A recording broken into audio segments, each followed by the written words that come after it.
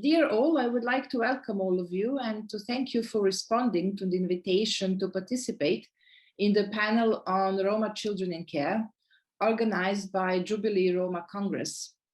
I especially want to thank to all of you as well individually as professionals who deal with this very complex and demanding topic.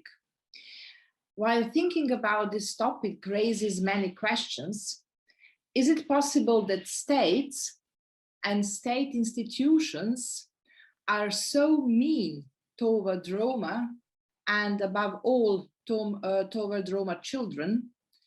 The next question that is crossing my mind, is it possible for the international public to know about this while the money intended for the Roma is spent on various make-up projects, I would say?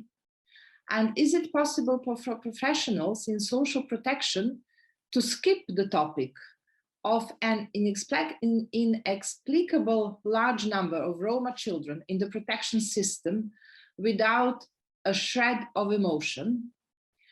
As well, I have a question for the Roma NGOs. Why this issue is not taken seriously so far internationally? And as well, I can't forget Roma community, and I'm always thinking, where are those limits in the suffering and patience of Roma in societies that discriminate against them and even kidnap their children in a way? So as well, must say that there are many examples all over Europe, in every place where Roma live, and they live in a sort of a fear of social work centers. Are they going to come and take their children? And that fear, that feeling that society does not accept you at all, that sometimes want to constantly change you so that you would not be you, but become like them, to assimilate you as part of another nations. They are showing undesirability, disrespect, insult, blackmail, and that's happening almost on a daily basis.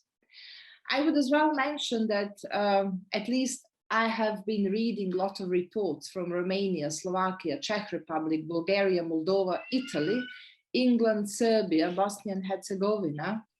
And in all these reports, you will find disproportionate number of Roma children in institutions if you correlate that to the total number of Roma children in a population. So one of the reasons to place them in institutions or foster families, that what we are very often seen as a reason is poverty.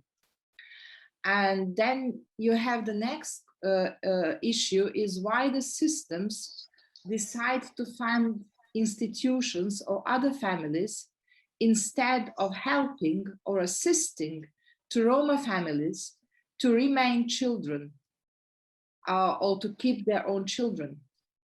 So societies, through the social isolation,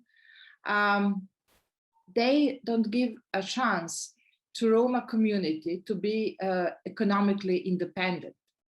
And one of the consequences is the children in care. So we often hear from some organizations or political parties of the majority nations that they are going to solve the problems of the Roma and that Roma will be their priority. But I really do believe that Roma are willing to take care of themselves as well of their children and their community.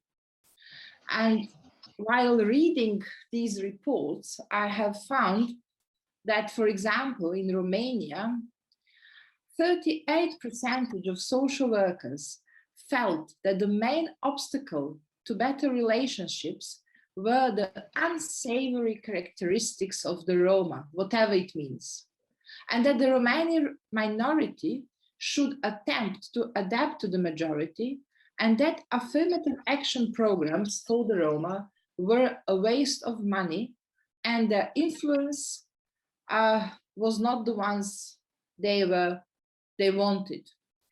So 42% of social workers in Romania said that the Roma were an unfair privilege for one group of citizens, so that they had that many proactive programs were actually a privilege for Roma. And maybe some of those standpoints or attitudes have influenced that many Roma children are in care. And I really do believe that now, as we are all here, the time has come, and that we as an international group with expertise in this field, we can address this topic. And we have gathered here to open this important issue. And if we agree to form an international board for the protection of Roma children, and I know that I'm not going to be quiet if we form that board, at least. So as well, I would like to emphasize that this is an invitation to all our colleagues across Europe, Roma social workers, but as well friends of Roma, honorable professionals who deal with this problem, to contact us and start together in the fight for a free future of our children, in which no one will be forcibly assimilate them under the slogan "in the best interest of child." And I think that we here are responsible enough, professionals enough to deal with this topic. So I'm really inviting you all to stand up for Roma children in care, not to wait anymore, because there is no one else who should create agendas for us. We know what's important, and I'm very sure that children are the most important. So I'm asking you really kindly to take the floor, to present yourselves and your work, and to bear in mind during this discussion a couple of questions. And these are how we should approach this topic in future, what are the agenda if we agree on organizing ourselves, how we can cooperate, and how we can work on European level. And I'm not talking about only European Union level, I'm speaking about European continent, because that's happening as well in the states that are not European Union states. So I'm really hoping that this panel is not just going to be one discussion among many other discussions, that we are going to conclude something, to have some recommendations, and that we will think how to approach all that in future. Thank you for being here. Thank you for really accepting my invitation. It's my big honor and pleasure having you all here. Thank you very much, Tanja, for your nice words and amazing work that you are doing on the work of the children. I'm already going to answer to your question that you put before, like how we should mobilize and approach this issue at the European level. And very happily, I want to say to you and to the audience that the European Commission started already with two big initiatives that they took place, they are taking place at the moment, and ERGO is very much involved in the file. And one of them is the European Child Guarantee, which I'm going to explain to you in a few seconds, and the EU Strategy for the Rights of the Child. So this will be my presentation. I represent ERGO Network, which is an umbrella organization, which has 31 national members representing grassroots voice and Roma communities across EU and non-EU countries. And our aim is to combat anti-Gypsism and to strengthen the Roma civil society, and also to advocate at the European level for the better off of Roma children and Roma people. So when we started working last year on the European Child Guarantee, we realized that Roma were not at all part of the EU documents when they started the how it's called, the consultation. So in 2020, last year, they came up with this European Child Guarantee, because of the COVID situation, they realize what is happening online with the Roma kids and the education. So the commission proposed the child guarantee on the 24th of March. It was already released, and it aims in supporting children in need in breaking the cycle of poverty and social exclusion. So the member states are invited to give free and effective access for children in need to early childhood education and care, education and school-based activities. They have also to create programs to have at least one healthy meal each day at school, healthcare, and which we are very happy to see that also adequate housing and healthy nutrition is part of these packages. Who is it for? So as I said before, ERGO started working on the European Child Guarantee when the consultation took place. And when the consultation took place, the target groups for the intervention under Child Guarantee did not include Roma. So Roma were not there. And because we are part of other big alliance, the Alliance Investing in Children, that is part of the EU networks in Brussels, we managed together with them, with lobby advocacy meetings, input in public documents and all over, to put Roma as a target group, because we know what happens when Roma are not specifically written on the paper. And also what is very good in these target groups, that they also specifically, and the whole chapter and measures and everything is being about children in alternative or institutional care. So practically now is the time for us to mobilize and to see how this work is going to be translated in measures at the national level. As I said before, the child guarantee was adopted on the 21st of March. ERGO did a very nice analysis on what is the European Child Guarantee and what is it for the Roma in it.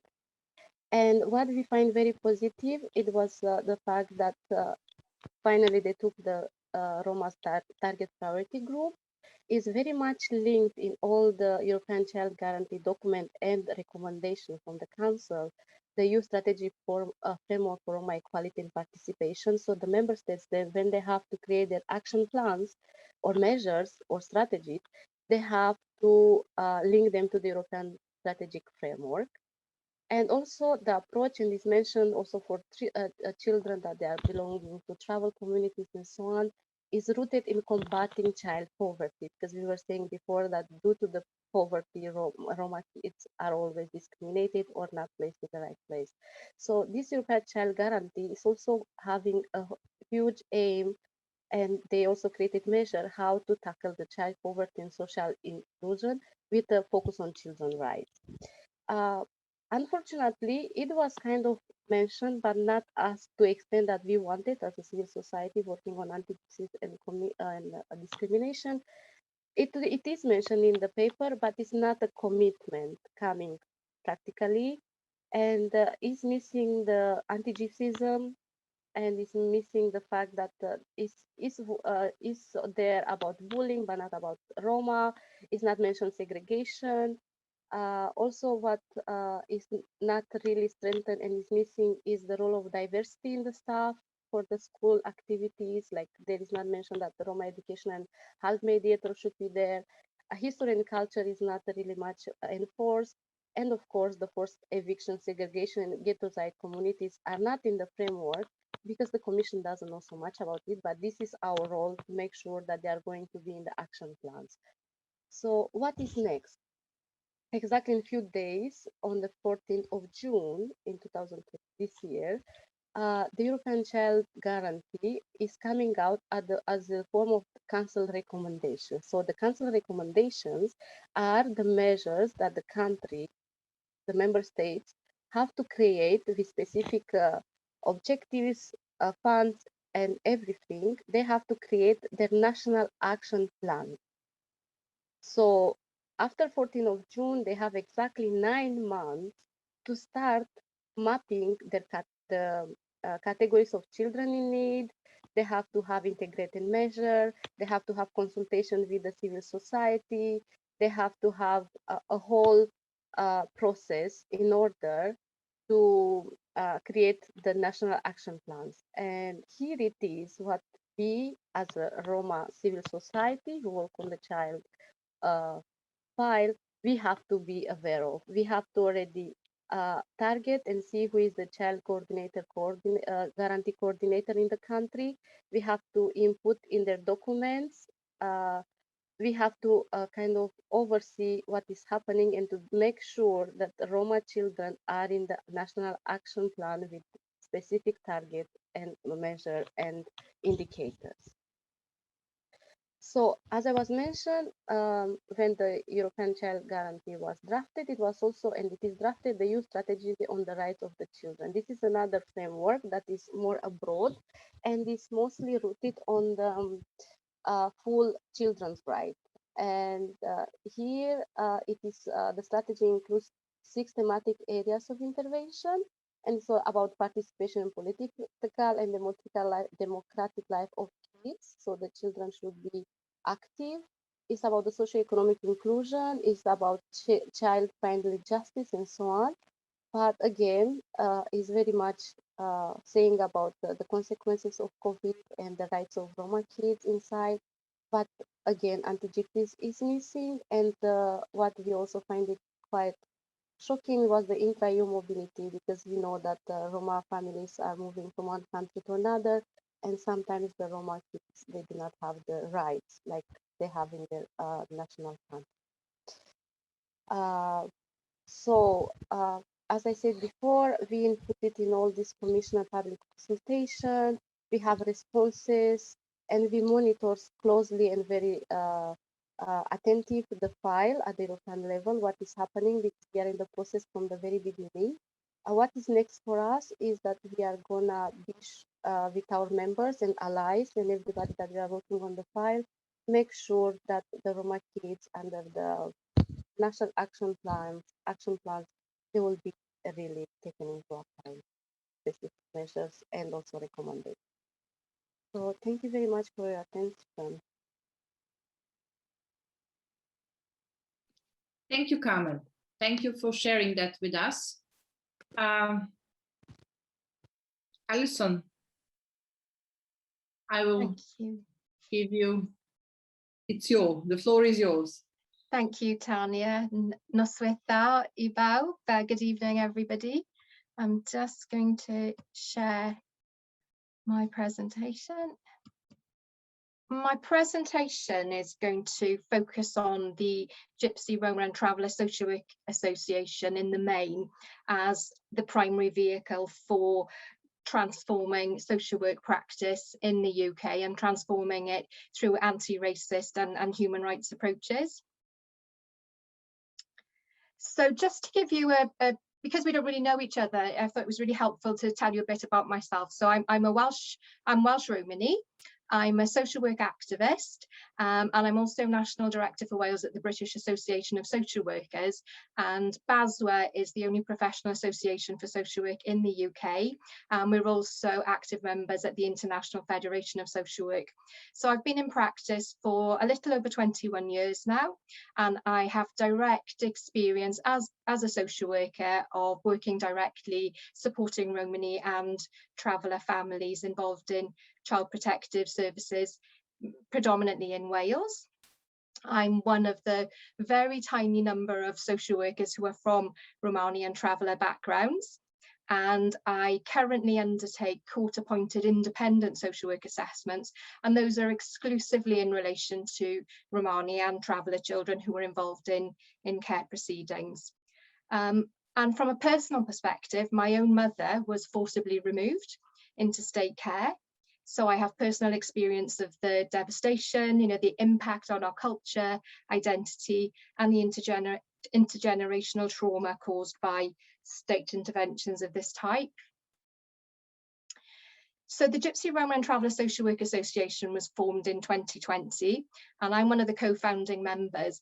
And the motivation for forming the association came from my own experience supporting the communities and being aware, as a social worker, the racism, stereotyping and discrimination that I experienced directly through my work, and also a real belief that if change is going to happen, it's got to happen from within. So I think, you know, the primary drivers have got to be social workers who are from the communities. So the association was formed, gosh, not quite a year ago, by 3 social workers, 3 strong women who are from Romanian traveller backgrounds. And we formed the association to provide a safe peer space for community members, because, you know, there are so few of us, and it's a real, you have to be brave to self-identify. So we wanted a really safe space that we could come together.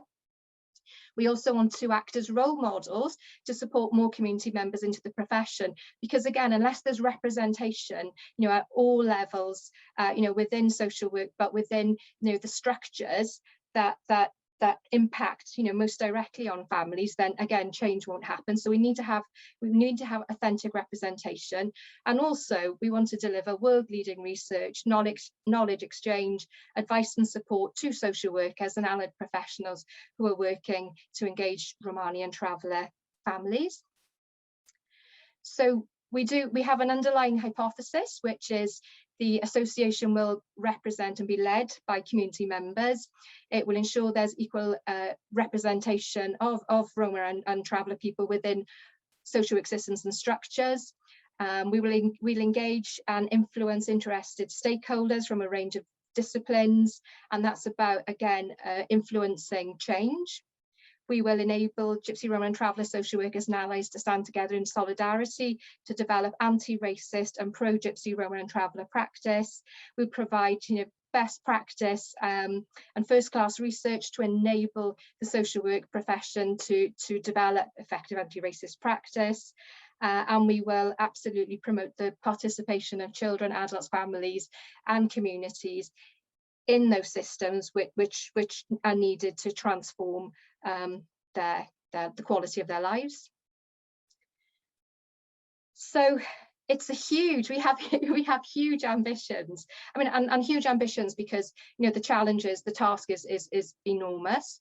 So in order for us to achieve these ambitions, we've developed an anti-racist theory of change.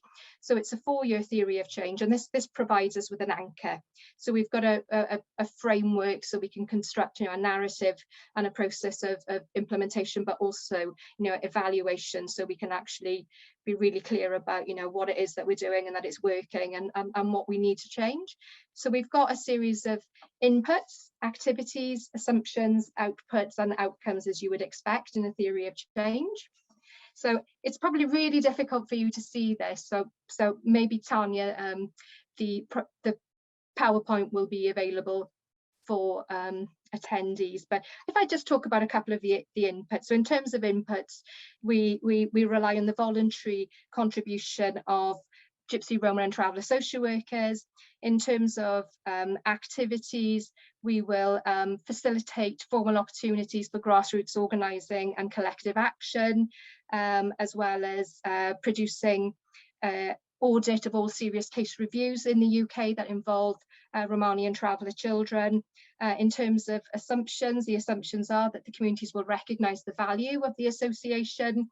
In terms of our outputs, we've been developing a suite of training for social workers, students, heads of service throughout the UK. And in terms of outcomes, finally, we would hope that Gypsy, Roma traveller people are actively involved in transforming social work systems and policies that affect their lives. So since our formation, which like I said is not quite a year yet, some of the outputs that we've achieved are we've designed and delivered training to over 1,500 social work students, practice leads, educators, managers. We've written 1 book chapter, which is on anti-racist social work, you know, focusing on anti-Gypsyism, and we have 2 book chapters under development at the moment. We've published 1 academic paper on overrepresentation of Romanian traveller children in state care, and we've got another paper that's out to peer review in the BSWA, which is based on some new research we've undertaken. We've submitted evidence to the Human Rights Scrutiny Panel for the policing bill, which is going through Parliament at the moment and will have a significant impact on Gypsy and Traveller on nomadic peoples. We fed into consultation and policy around the care review in England, around the race equality action plan in Wales, and also the new schools curriculum, which is going to embed Gypsy, Roma and Traveller history into the schools curriculum. We've also submitted a number of bids so that we can continue to develop research and also, you know, develop and promote new models of social work. And we've become a central point for advice on social work with the communities, as you would expect. Our relationship with the British Association of Social Workers is really key. I'm clearly the National Director for Wales, but we also have a separate identity as the Association of Gypsy and Traveller Social Workers. So we are aligned to the British we're aligned to BSWA, but we also have a separate identity. So this alignment is really key because it gives us an enhanced voice and influence, you know, with key stakeholders in the UK and internationally. It provides us with a direct route into the International Federation of Social Workers, which is a global network of social work. And it also provides us with a direct route into the Council of Europe Conference of International NGOs. Our CEO at BSWA sits on the Council of Europe International NGO, so we have that direct route in there. And I thought it was really important to talk about some, you know, very immediate threats for Gypsy, Traveller and Roma children in the UK at the moment. So I think Lisa's here, she will be aware of the Police Crime Sentencing and Courts Bill, which is relevant to England and Wales. It's going through Parliament at the moment. Part 4 of the bill is of particular significance, and essentially what it'll do, it will criminalise nomadic cultures, and it increases the threat of homelessness, poverty, of families entering the criminal justice system. Some of the penalties involve the removal of a vehicle. A vehicle can be your home, but also really necessary for work. And if you are throwing families into homelessness, you know, into poverty, you are going to increase the circumstances for social services to be involved, so for protective services to be involved with children, and an increased likelihood that they will be removed into state care through homelessness. Also, we've left the European Union. We have the European Union Settlement Scheme, which has a deadline for the 30th of June. So the European Settlement Scheme it implements the citizen rights provisions under the Brexit withdrawal agreement. So it grants UK immigration status to European citizens and families living under the European Union Free Movement Law. 30th of June is the deadline, and this has been implemented during a pandemic. So the organisations that have had the contracts to support a lot of Roma families and children to have their status have had to work under, you know, tremendously difficult circumstances during a pandemic. And of the 3,543 children that have been identified who are looked after, only 39% of them have submitted an application, and of those only 28% have secured their status. So failure to apply by the 30th of June will mean a loss of legal status, meaning you cannot remain in the UK, you will fall outside of rights and entitlements, you know, which means, you know, access to financial support, to services, to rent a property, to open a bank account, risk of detention, removal and potential exploitation by criminal gangs. So again, in terms of activism, one of the things that we're calling on for the government is to extend that deadline date. And that's me done. Diolch yn fawr. Thank you very much. Thank you, Alison, a lot. It's really very important work that's what you're doing in UK, and very happy to have you here, and very happy that at least somewhere exists a Roma Association of Social Workers, which is really great. The next one is, as long as I know, Edita Stejskalova. You will use the translation, so the Gwendolyn Albert will help you with that. So please take the floor is yours. You're welcome. Dobrý den, všechny vás zdravím. Greetings to everybody. Já dnes budu mluvit jako úřednice, sociální pracovnice ve veřejné správě orgánu sociálně právní ochrany dětí v Ostravě. So I will be speaking to you about my role as a person who works for child welfare services in Ostrava, Czech Republic. Bohužel neexistují žádná data, takže budu vycházet jenom pouze ze své vlastní zkušenosti a ze své dvouleté praxe. And unfortunately, there's not a lot of firm, hard data that I can use to draw from. So what I will be describing to you is based on my personal experience in this field, my many years working in this field. Co je potřeba, abyste si uvědomili, tak pracuji pouze s rodinami, které byly vyhodnocené podle zákona o sociální právní ochraně dětí jako rizikové. I work with families that have been assessed according to the definition of the laws in the Czech Republic about the social and legal protection of children. Families have been assessed as at risk or high risk families. Říkám to proto, že ta skupina lidí, ať už Romů, se nedá vztáhnout v žádném případě na celou romskou populaci. And I'm saying this because I just want you to understand that even if I will be speaking about cases of Romani children and families, we should not generalize from the families examples that I will give you to the entire community of Romani people in the Czech Republic. These are people in a very specific set of circumstances.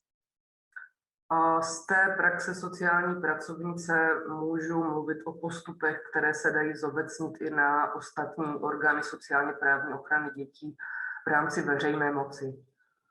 And I can discuss with you various procedures that can also be generalized to cover other approaches taken by other aspects of the state administration toward children. Jedním z mých úkolů je navštěvovat ústavní zařízení, kde jsou umístěné děti na základě soudního rozhodnutí. One of the tasks that I am entrusted with is visiting and inspecting facilities where children have been ordered by the courts to be housed, institutions. Podnět nebo návrh na ústavní výchovu může podat orgán sociálně právní ochrany dětí, ale dokonce i rodiče těch dětí. And the legal motion to place a child in such an institution is something that either the child's parents can do or that the child welfare authorities themselves can ask the court to organize. Orgán sociálně právní ochrany dětí může takový návrh podat pouze v případě, že rodiče ohrožují to dítě na zdraví a životě. And the only circumstances under which the child welfare authorities can file such a request with the court is when the parents themselves are posing a danger to the child's health and safety. A v praxi se setkávám s tím, že bohužel takové návrhy podáváme u rodičů, kteří jsou závislí na drogách. In my practice, what I have noticed is that unfortunately what happens is that the authorities file these kinds of requests in cases where the problem in the family is that the parents are drug addicted. Tyhle rodiče tvoří 90% mojí agendy. And the 90% of the families that I work with are parents that have this problem. Nedá se říct, že by romští rodiče byli zastoupeni víc jako drogově závislí než rodiny neromské. I would not also say on the basis of my experience that Romani parents are more represented among those who are drug addicted than non-Romani parents. To, co sleduju, tak sociálně vyloučené lokality, které jsou v blízkosti, a těch je asi 6. I work in about 6 different socially excluded localities that are near each other here. Tak díky projektům proti exkluzi dochází k tomu, jako jsou třeba projekty na sociální bydlení, že se jakýmsi způsobem mísí etnicky ty sociálně vyloučené lokality, i když neromové tvoří opravdu minimum, ale jsou preferovanou skupinou pro projekty sociálního bydlení víc než Romové. A většina těch bytů a domů jsou situovány do sociálně vyloučených lokalit. What I can tell you is that in these excluded localities, there is more ethnic mixing than you might expect. But in terms of the housing distribution, there's a lot of project funding that's been flowing into these localities to assist people. And people who are not Roma are the preferred recipients of this kind of assistance in these localities. Je potřeba říct, že tyhle skupiny neromských rodin jsou nízkopříjmové, jsou de facto sociálně vylučováni nebo jsou sociálně vyloučení. Jsou zatíženi obrovskou mírou chudoby, sociálně patologickými jevy a podobně. The non-Romani parents who live in these areas are all low income, and they are themselves excluded. They are themselves also the victims of social exclusion and poverty in these areas. Ve svojí dvouleté praxe ze svých 34 rodin jsem pouze u 5 rodin děti musela odebrat. I've worked with about 34 different families over the years, and in only 5 cases did it become necessary for the children to be removed from the family. Z těch 5 rodin byla pouze jedna romská. And of those 5 families, only one of them was a Romani family. Na té národní úrovni je situace taková, že chybí data a vláda respektive zatím nezačala diskutovat problém chudoby dětí v České republice, se kterou se, At the national level, the problem is that there is no data, especially data disaggregated by ethnicity.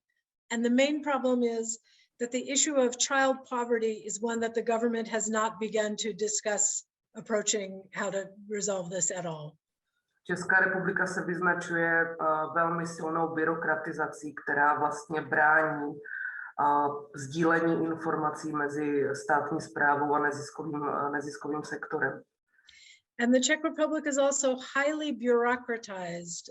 And this means that there's a lot of prevention of the exchange of information between the state administration, bodies like the one that I work for, and the nonprofit sector, people who are working, trying to work with children from nonprofit organizations. Proto si třeba neumím představit, jak by se dostaly nevládní organizace k informacím například o zastoupení romských dětí v ústavní výchově. I can't imagine, for example, if there were an NGO who was interested in learning how many Romani children are represented in institutional care, how they would go about accessing such information. It's just not something that's easily accessible. V posledním roce Ministerstvo sociálních věcí požádalo orgány sociálně právní ochrany dětí, aby uvedly kvalifikované odhady počtu romských dětí v pěstounské péči. Last year, the Ministry of Labor and Social Affairs asked all of the child welfare authorities to undertake what they call qualified estimates of the number of Romani children who have been placed in foster care. That means third-party identification of who is Roma. V případě, že rodič není schopný vychovávat své dítě a je potřeba vlastně zařídit, aby jeho péči převzal někdo jiný, tak u Romů převládají pěstounské péče v rámci příbuzenstva. And among Romani families, if it happens that there is a child that needs to be taken away from the family and foster care is an option, the prevailing preference is for the child to be placed with relatives. Můžeme se na to dívat z dvojí perspektivy, protože sociální pracovníci preferujou vlastně, aby to dítě bylo svěřeno do výchovy nejčastěji babičky nebo prarodičů. A vlastně úřady nebo soudy budou zamítat nejspíš pěstounskou výchovu a budou vlastně preferovat adopci těch dětí, protože s pěstounskýma péčema se pojí vysoké dávky. There are two perspectives on this. One is that the courts prefer to place Romani children with their relatives, and the other is that they prefer not to place them as foster parents, but to actually have them adopted because of the costs associated with foster care. There's a benefit that foster parents get to draw on. Na druhou stranu prarodiče jsou zcela bez příjmu, protože nemají nárok na důchod. On the other hand, most Romani grandparents are very low income. Many of them are not entitled to draw a pension in the Czech Republic. They were not employed in the kind of work that paid into the pension system, which means that they are extremely low income. Je potřeba trošku objasnit, jak se Česká republika dívá na všechno, co přichází z Evropské unie jako doporučení nebo strategické materiály. It's also necessary to describe to you a bit how the Czech Republic views recommendations from the European Union, from Brussels, and other international bodies, but especially from Brussels. A v posledních letech sledujeme určitý euroskepticismus u klíčových osobností politického života. In recent years, we've been able to see that many sort of key figures in public life have been quite Eurosceptic. Takže představa, že vláda České republiky vytvoří další koncepční materiál s orientací na děti, je velmi problematická a pokud nebude spojená s čerpáním financí z evropských strukturálních fondů, tak žádný takový koncepční materiál nevznikne, protože tady ta potřeba prostě není.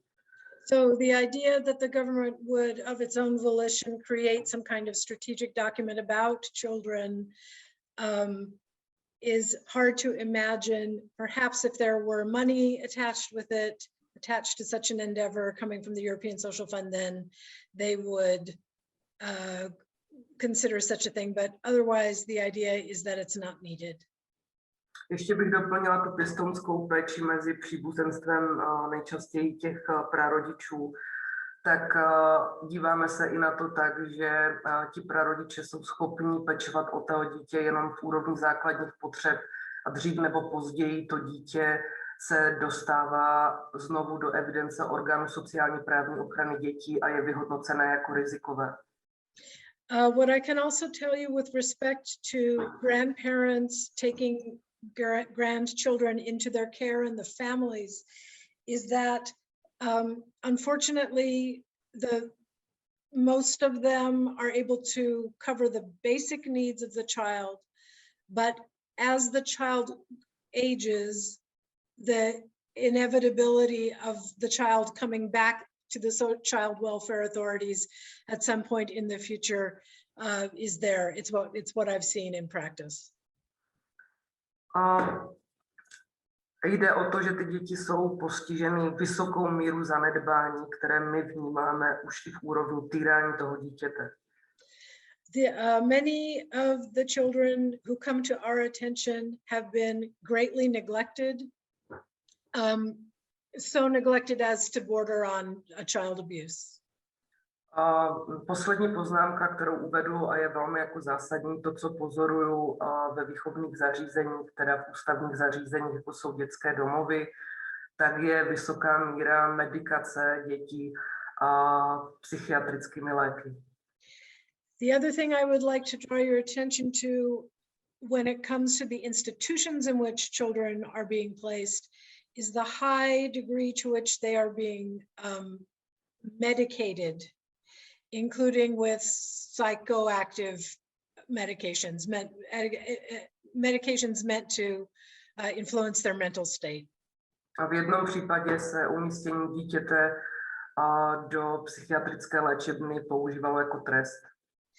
And there was even a case of which I'm aware in which the placement of a child in a psychiatric treatment facility was actually done as a punishment for the child. Je potřeba zdůraznit, že v případě České republiky je zde opravdu nízká psychologická podpora těch dětí. Nepracuje se s citovou deprivací, vlastně s tím, z jakého prostředí oni přicházejí. It's also important to understand that there's a great deal of psychological and emotional deprivation that occurs among the children with whom I come into contact with, irrespective of where they're Aby to dítě mohlo brát psychiatrické léky, tak tam musí být psychiatrické vyšetření a vyrábí se vlastně psychiatrické diagnózy u dětí, kde ta osobnost se stále vyvíjí. In my experience, children are also being diagnosed with psychiatric ailments, even when they are in the phase of development, where perhaps medication is not the first thing that should be tried. Pro představu, z 11 umístěných dětí v dětském domově, které mám na starost já, 7 je psychiatricky medikováno. For example, of the 11 children whom I know in a facility where I go to visit them, 7 of them are on some kind of psychoactive medication. Tuto praxi začaly sledovat i ostatní moje kolegyně a vlastně tady tohoto moje pozorování vyústilo v to, že se o téhleté problematice začalo mluvit na úrovni magistrátu města Ostravy a vlastně se tady tímhletím problémem budou muset vlastně orgány sociálně právní ochrany dětí seriózně zabývat. My colleagues have also started to take a look at this with me, and on the basis of that, we've opened an inquiry at the level of the city into what the practices are in these institutions. Z mojej strany je to všechno, děkuji. That's all I'd like to describe to you. Thank you very much. Thank you for sharing all that, because that's very important. That's the content of this framework that we are trying to tackle, because that's what is happening, and exactly that's what we have somehow to prevent and stop. And thank you for really sharing that and being so open to discuss your experience, because that's extremely important. Thank you as well in the name of the children that you are meeting on the daily basis in your work. The next one who is in the line, I think it's Michal from UK, right? Am I right? Yes, that's okay, right. So please. You're originally from Romania, as I understood, but you're working as a social worker in UK. Yes, I am originally from Romania. I'm from myself. My name is Mihai Bica, and I am a qualified social worker. I qualified back in Romania, but my professional experience is mostly related in working in the charity environment for various organizations back in Romania and for the Roma support group in the UK. I have started working at Roma support group in 2016, where I am working as a policy and campaigning worker. So I'm very much involved in matters around policies which are impacting those from the Roma communities living in the UK, and also involved in campaigning related activities to influence obviously those policies. I'll say a few things about Roma support group is we are a charity which was established back in 1998. As far as we know, we are the first Roma-led charity established in the UK, and we are the biggest today. This is not to say that we are a big charity, we're quite small, but unfortunately there are not many Roma led or Roma charities in the UK. There is just a handful of us working and supporting our Roma communities here. Of course, there are quite a few other charities which are, let's say, our friends who are doing amazing work to support and protect the rights of Roma in the UK, and we are very glad to have such partners alongside, as it makes our work more impactful.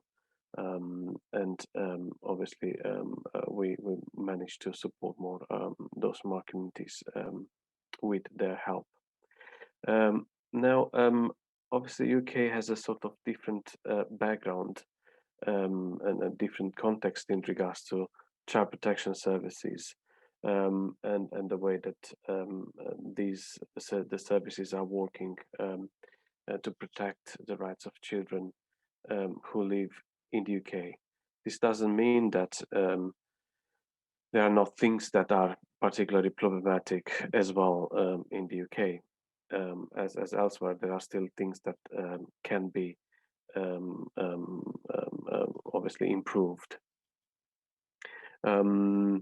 Of course, you know what the work that we have done and we are doing is very much connected to directly supporting those from our communities day to day.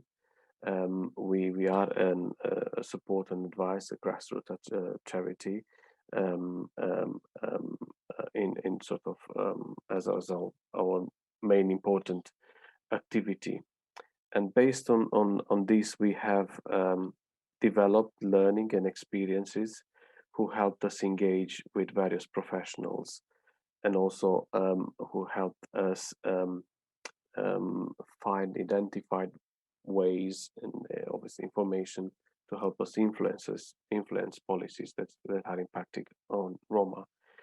And one area which we started working obviously is the children's services. And as I understand from my colleagues who are working for Roma Support Group for a longer period than me, we have started engaging in this area for quite well over 10 years now. And we have seen a change in the situation in regards to Roma children in care and the children services attitudes towards Roma families. If at the beginning we did not see much sort of much numbers of Roma being reflected in the statistics regarding children in care or children in you know, recorded in the system, we have seen that changing over the years. I have seen mentioned in the chat box that there is a problem regarding data desegregation in the UK regarding Roma. This is a problem, and unfortunately the data which we refer to in the UK includes those from the Romani Gypsy communities and those from the traveling communities as well, as the Department for Education, which basically which the social services is under the umbrella of, does not desegregate data in that sense to help us understand and get a clear reflection of how the situation looks like in regards of the Roma families and children's services in the UK. And I was mentioning that if at the beginning we were not seeing the numbers reflected or being of concern, we have seen that changing over the years. And what we have noticed is that there is a dramatic increase of Romani Gypsies and Roma families in being referred or in the care system. this is an increase in let's say hundreds of percentages, if I am not to give too specific numbers, while comparing to the general population, the sort of trend of increasing of children being referred into the children's services, the trend is around 12-13%. In the case of our families, is considerably much more. As I mentioned, for example, in 2009, the statistics were indicating around 30 Roma children in the system. In 2019, we were seeing nearly 500. The numbers are not very high, but that high increase it's worrying. Now, on top of that, we know that from practice that not all the children are identified as being from the Roma community. This is either because families or children themselves hide their identity, or because the social workers or the system fails to identify their ethnicity. Now, we are doing some things regarding that. One thing which we started quite a long time ago is to provide trainings to professionals working in this area. Then we've also started providing support to these professionals in order to improve the way they work with Roma families, or support them with their caseloads, particularly with the Roma families which they are working with. And more recently, we started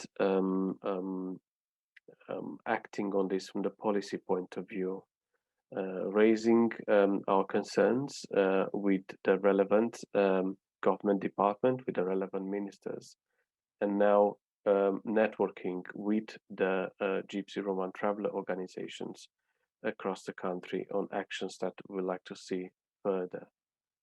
Now, from the community point of view, what we see is obviously a strong influence of the experiences that people have in the country of origin, and that being of fear, of huge concern to engage with professionals, of carrying the experience of discrimination, even where there is no such case. And this obviously makes it difficult for families to understand the system, to engage with the system, and sometimes creates problems for the families where problems could be avoided. And this is why there is a lot of work that needs to be done with the Roma families as well, and a lot of work that needs to be done with the system as well, so then the system is aware of these previous experiences that families have in relation to services such as social services.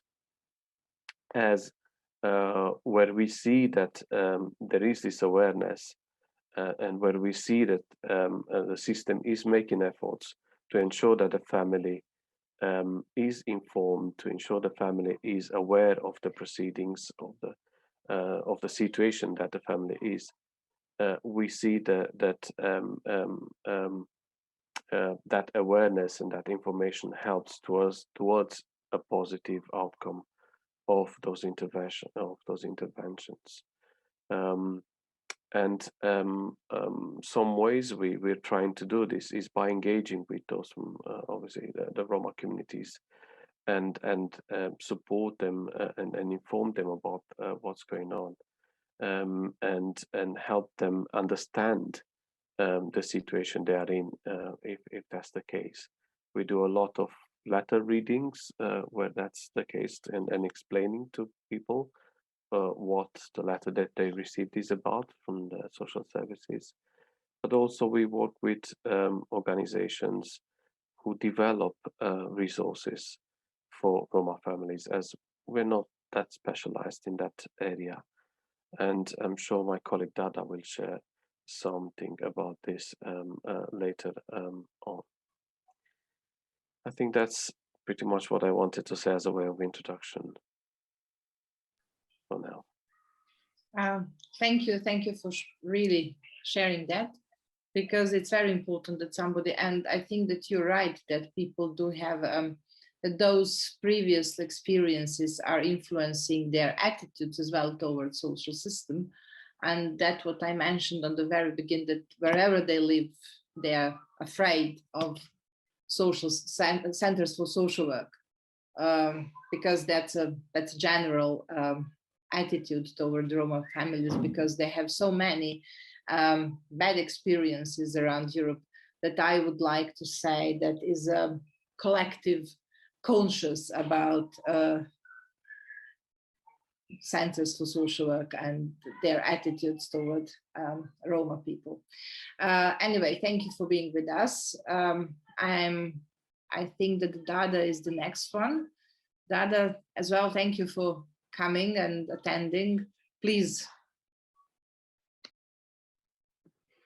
Thank you, Tanja. It's a great honor to be here today. Thank you for involving me, and it is a huge honor to be here. So thank you again.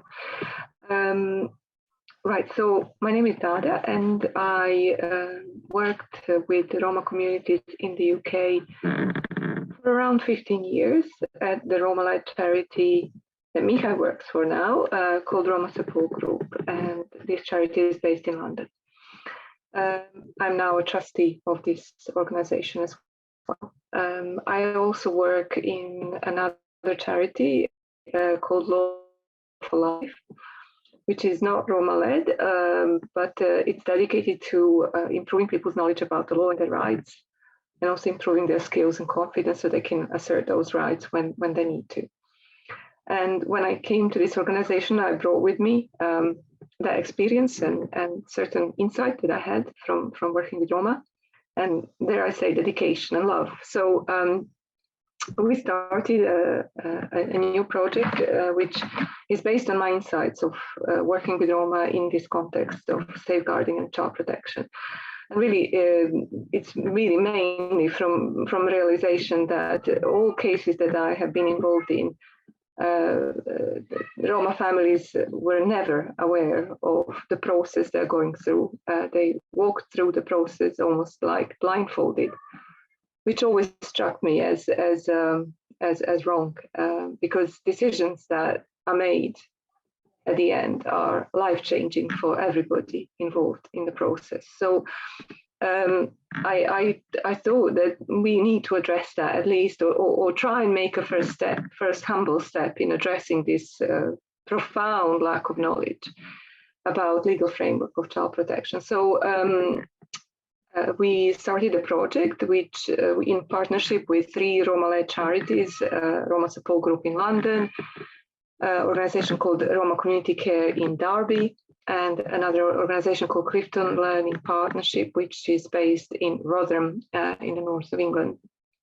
And together we developed a guide, information guide about the legal framework of child protection, which really is mainly for Roma champions, people who are able to, read this material. It is absolutely trying to simplify the legal framework of child protection, but we realized in the process of making it that some Roma families are simply too disadvantaged to benefit from it, and we kind of decided to focus it on Roma champions instead. So the guide is for them to read and then based on that knowledge support the Roma families they work with and explain to them in the ways they find appropriate, and explain the processes they're going through.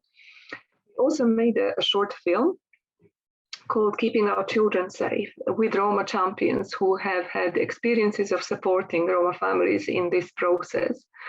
The whole film is in Romanesque, and it's narrated by Roma members, Roma community members, and really the film is not so much about the legal framework and rights. It's more about the skills that people need to have to positively engage with the process. Because my experience, again, is that that behavior and that engagement, or lack of it, represent at least 0.5% of the outcome of the case. And it's very much informed by what you have all said so far, their experiences with authorities in the countries of origin, which are predominantly negative, predominantly traumatic, predominantly racist, and quite shocking. I mean, I was shocked to hear about medicating Roma children in institutional care. I think this is criminal. So if this is a practice that is happening today, no wonder people are so scared of the system and interaction with social workers. I mean, why wouldn't they? So anyway, the film is about trying to find ways to engage better with social workers and behave in a way that positively can influence the outcome of the case. And we also trained Roma champions about the legal framework in these 3 locations with partner organizations, and then we kind of ended the project. And then we had a 1 year of evaluation and trying to see if these resources made some impact. And we revisited the project 1 year on, and we talked to our Roma champions, and they told us about the casework and what kind of impact the resources had on it. And we came to the conclusion that there is a problem with institutional discrimination, unfortunately, and definitely institutional disadvantage, in this process. And then we said we can't stop; we have to continue. So we decided to come back to this whole idea again. We are currently updating the guide that I told you about because the pandemic created new procedures and new ways of working, and people need to be informed about that and how to cope with these new ways of working, which are predominantly digital and remote. And as you might kind of guess, Roma particularly will struggle with digital exclusion. There are serious concerns about that, and we're trying to do what we can and address this in this guide. What we can't address, which are many things, that will have to be a policy and campaigning work, which is going to be more long-term. We are also going to try and work with Roma parents this time. And I'm sorry about my child screaming in the background, but this is about children, so I hope you don't mind. So we are also going to try and work with Roma parents this time, and together with Roma champions develop sort of informal training, if you like, for Roma parents to try and develop skills that are needed to positively engage with the system.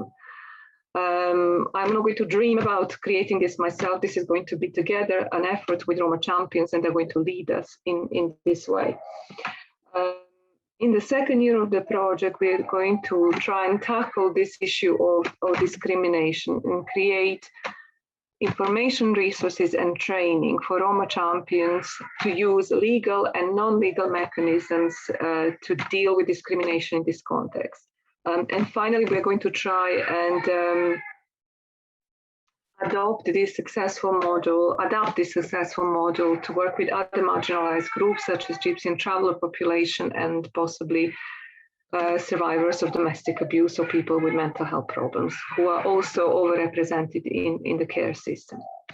So really our focus, we are not Roma organization, our focus is on empowerment, our focus is on kind of bottom-up approach, trying to heal up or kind of raise awareness about the rights of the Roma parents and Roma champions. I'm absolutely aware that this is a very small step in this whole process, and that a lot more ambitious things need to be done. And we are prepared to take part in those policy and more long-term issues work that needs to be done to tackle those problems, including institutional racism or serious systemic disadvantages that people are having in this context. So that's a little bit about what we are doing, and I can answer any questions if you have them. Thank you, Dada. Yes, that's very interesting what you have described and important. And we'll come to that what you at the end said about how we approach, because all these tiny things that we are doing are making one big puzzle. And I think that somehow we can think out of box and see how we can approach that on different levels, because there are so many levels to be tackled that we have to be really concentrated and aware of them. Anyway, thank you for sharing that with us. I am now asking Michal from Czech Republic as well. Please, Michal. Thank you, Tanja. Hello. Thank you for the invitation. It was really interesting to listen to, and to some of the, especially you, Dada, when you said, it's insane, or it's unbelievable that children are medicated in institutions, no one's doing anything about it. Well, it reminded me, or made me think of this one book that I just read, which is about trauma caused by all kinds of violence. And well, at the first page, the writer, the author says, well, if you are a witness to some kind of violence between two people or more, you are unwillingly becoming part to a conflict which you don't want to be part of, and you are in this very stressful position where you have to decide whether to stand with the victim, which is hard, or the perpetrator. And quite often many people decide to just forget about the things and leave, or maybe side with the perpetrator, because it's easier. We don't want to see these terrible things happening. We don't want to think about them. We don't want to know that they are there. We don't want to, we want to go home, have a dinner with our family, and sleep well. Yeah, so that was just what came to my mind when I heard about these things and your reactions. So my name is Michal. I'm from Czech Republic, and I'm actually I would say even a survivor of institutional care in Czech Republic. And all of my family actually grew up in institutional care. So there's this whole intergenerational thing going on. And it has definitely, I can tell, after many years, because me and my family reconnected, I can tell,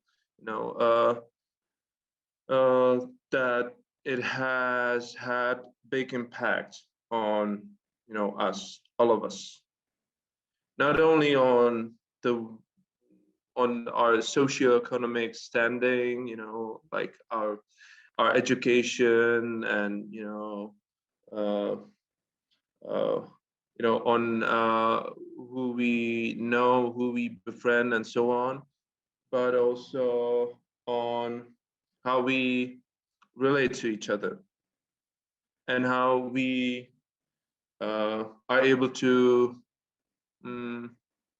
interact, and show love or not to each other. And yeah, actually, after many years of self-learning, and after many years of learning about trauma and its impact,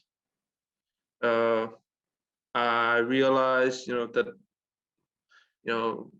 my father with whom I have really strange relationship and who grew up in institutional care as well.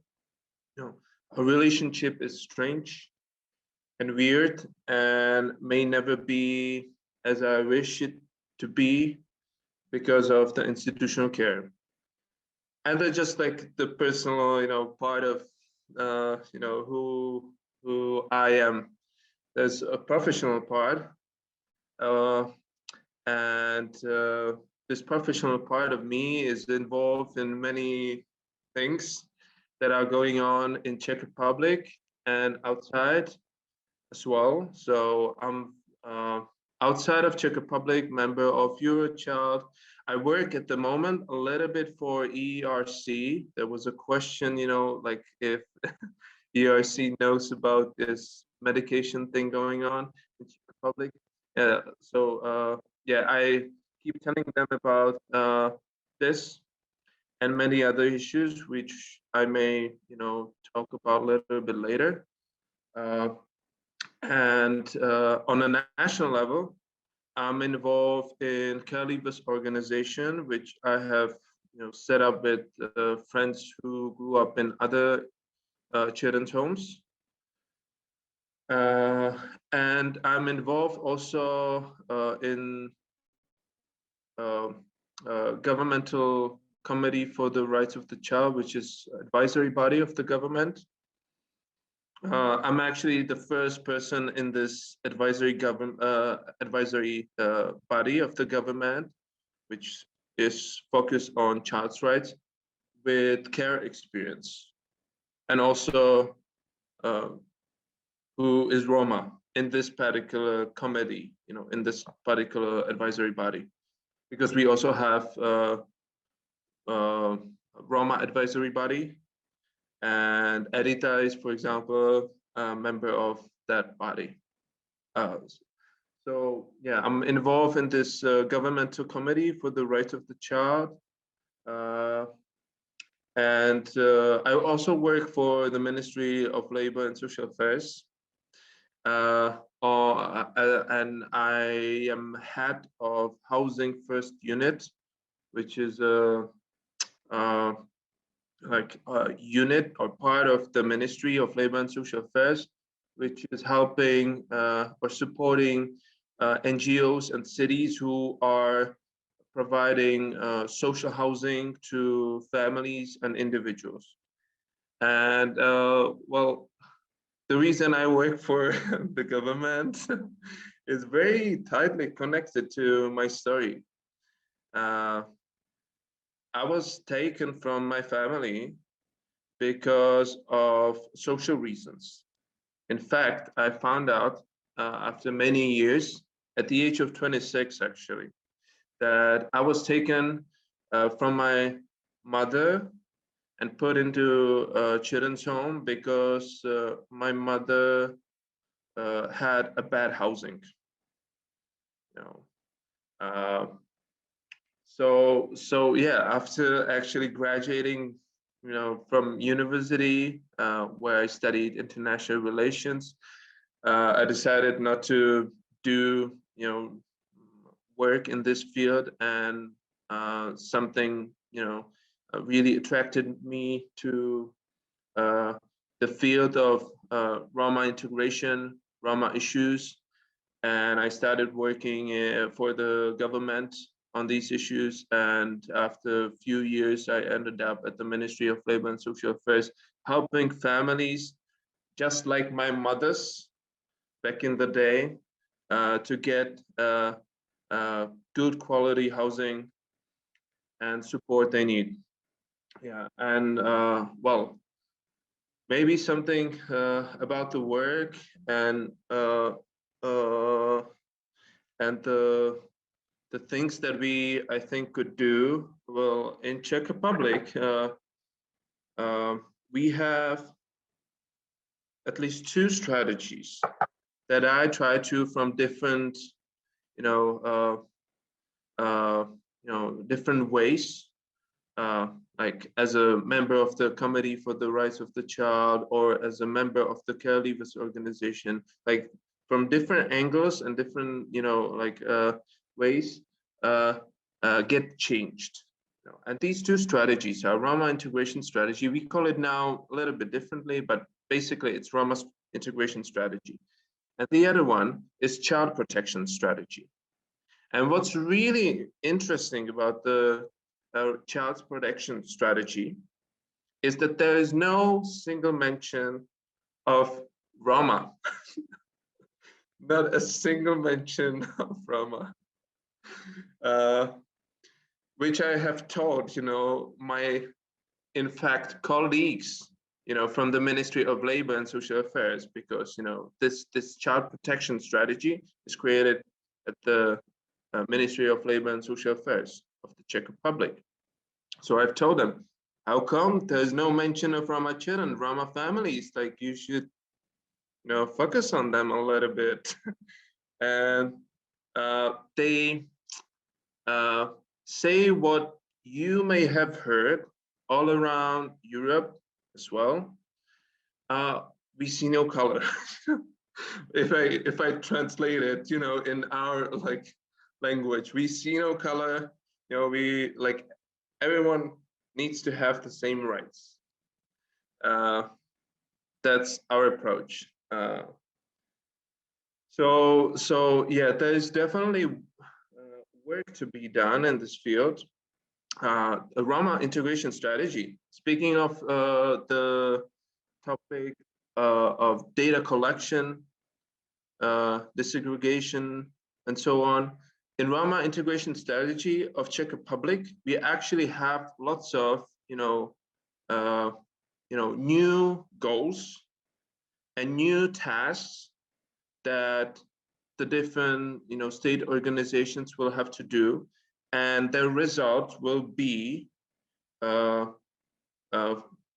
data collection of the numbers of Roma children in institutional care or who were taken out of their families, and data collection of information about their situation, so how they are doing, like what's going on there, like why they are not going back, and so on. And one of the first successfully finished tasks was data collection of Romani children who are in infant homes or baby homes. So these are children usually under 3 years of age. So yeah, this year in March, we, for the first time in history, collected data on Romani children in infant homes, in Czech infant homes. And we not only know their numbers, but we also know if they also have, for example, some health issues, disabilities, and what are the reasons they were put in these institutions. And if everything goes right, we will have these data each year. And possibly from next year, thanks to the changes in Roma integration strategy that we have in Czech Republic, we will also know the numbers of Roma children who are in children's homes, which are the institutions for children who are more than 3 years of age, and also something we call correctional facilities. And that's like my favorite topic, Czech correctional facilities, výchovné ústavy. Edita knows. These are institutions that are run like prisons. Most of the time, they are exceptions, but legally speaking, they are pretty much like prisons. But 95% of children who are there are not there for criminal conduct, but are there on the care order. So in principle, they should, be in foster care, in foster family, or if there's no chance of getting them into foster family, in community service or children's home, but definitely not correctional facility, which is a detention. We have facilities like this, and majority of children who are there, and of course, like at least 30% of children inside of these institutions are of Roma origin. Like we are pretty sure of that because there was research done by ERRC in 2011. The data from that, old report were confirmed in certain parts. Also this year, because ERRC published new report, pretty much updated the old report, and so we know that Roma children are like 30%, what's the word? Like represent 30% of the children in these institutions. And well, in these institutions, like to just give you a really quick glimpse. So we have actually correctional facilities for these children who are only for male, only for female, and we have also very special correctional facilities for young women who have a child. And these young women are put into these correctional facilities, or they come to these correctional facilities, usually from children's homes, because they get pregnant, and children's home tell them, well, there's no way we are like able in this house, in this building, to support you properly. So you should go. In a way,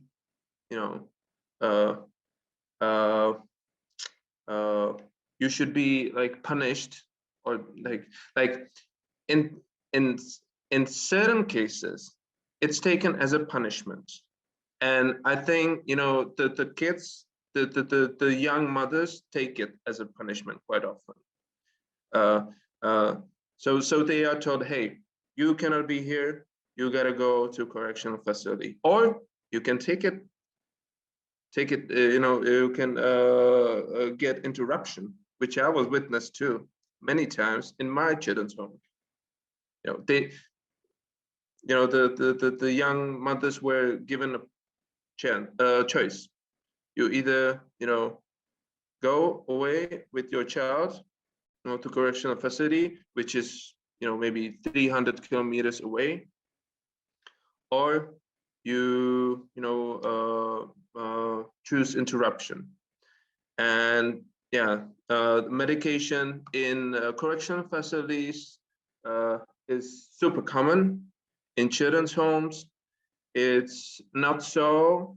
I have friends who grew up in children's home where majority of children were medicated, and the director of the children's home had some kind of like informal contract with some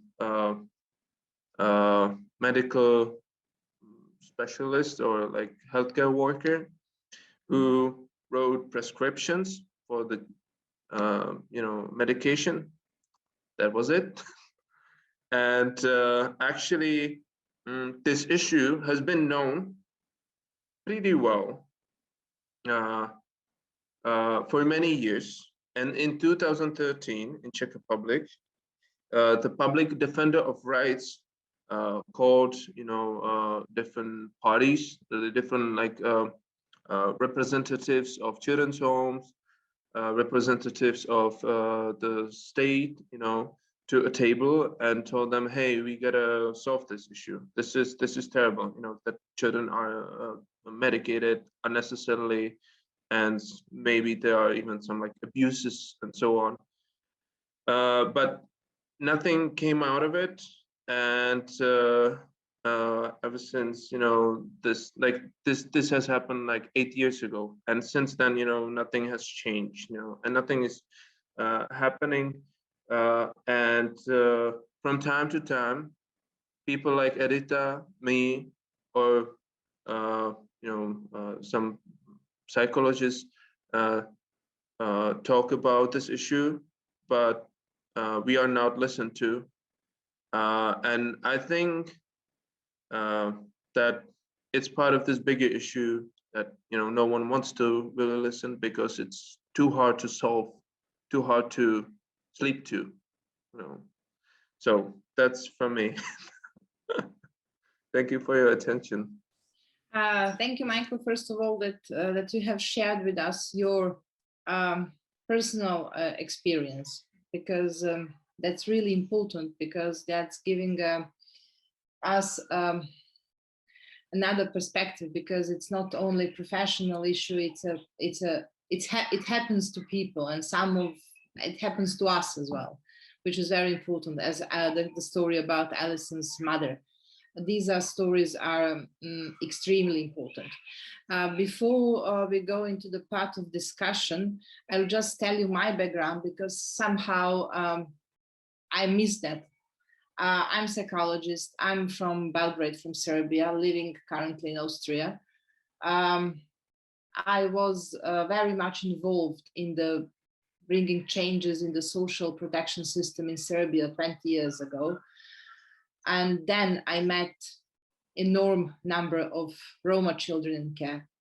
After that, and we didn't change that system successfully. So they have literally some changes. They have the new names for, instead of previously they have medicine terms for the social work. Now they have social work terms for the social work, but still they didn't change the practice. So it was more makeup issue. And then I met my husband, who is Roma. And then I started to work with him closely in Romani activism. And my topic that I really think it important is a social protection. And then I have developed a program. It was a project for Roma foster care assistants. And these people, these assistants, were working within centers for social work, helping Roma families and potential Roma foster care families. At the end, they were working with whole Roma population, whatever the task was, because the centers for social work were so happy to have Roma people working with them. And since then, I'm always following how the situation goes on with Roma children in care. And 2 days ago, by accident, it was on a TV, the Serbian TV, again, the story about fostering. And while the lady who is in charge in the fostering on the republic level, on the national level in Serbia, the film was in the background. And she was talking about children in care, never mentioned Roma children in care. And all of the children that you could see were the Roma children. So you didn't see the faces, you just have seen the black hands all around the place. And I said to my husband, so you see, that's about foster care, and that's about adoption in Serbia and social care. So, and I have 3 children, they're Roma, and I feel somehow responsible, not only as a mother, but as an activist and as a psychologist, and somebody who knows how this system is tricky in work with Roma families, because that's what we see actually. These are all the tricks of the sort of neocolonialism, I would say, how they treat Roma people all around. And yeah, that's the reason why I'm here with you. And I think that we could do something. Because what I've heard is we are, all of us, we have more or less the same experiences working with Roma. We know how difficult it is at one level, at one hand, to approach Roma families, to give them support, to explain what is all this process about. And on the other hand, we have institutions. And I think that if you choose working with institutions or Roma families, however, sometimes it's difficult to approach the Roma families and explain them how the system works. I would still prefer working with Roma families than working with institutions, because they have, their noses are up, they think they know everything, and they just forget to care about people. That's my experience working with them. So I'm really inviting you here that we see and discuss, but before that, I just want to say one thing more. I don't want that sound as accusation, but we should as well think, I'm very much sure that systems around Europe actually do survive upon Roma communities.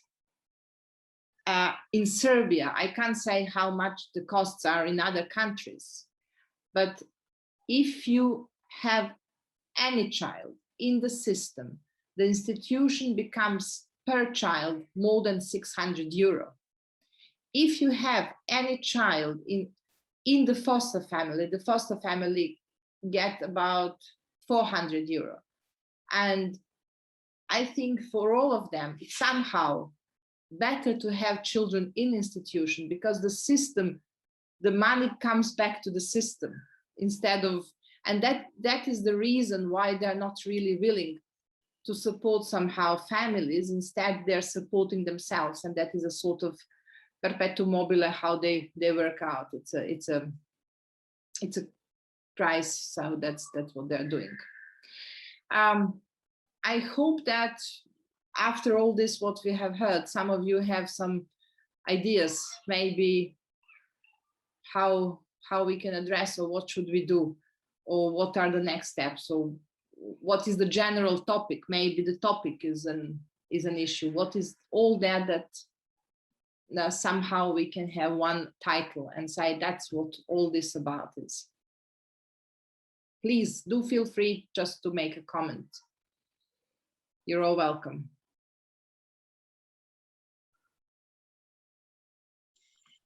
I'd just like to say that this has been very, very interesting to hear the different sort of perspectives, from policy down to somebody who actually grew up in state care and is reflecting on it now and trying to take action here.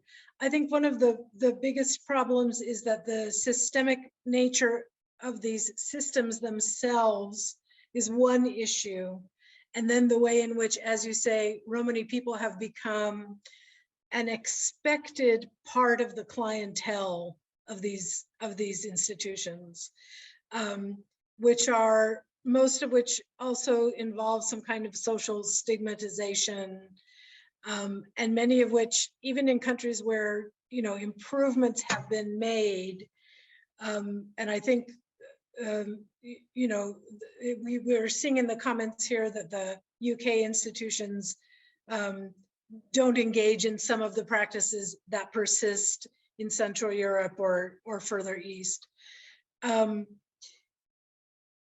think that what Michal mentioned about the trauma, the intergenerational trauma that people in these communities experience, is very important, and it's something that's being discussed really only now among many different minority communities all over the world, who have found themselves at the mercy of this combination of state processes that are in the name of being humanitarian, actually perpetuate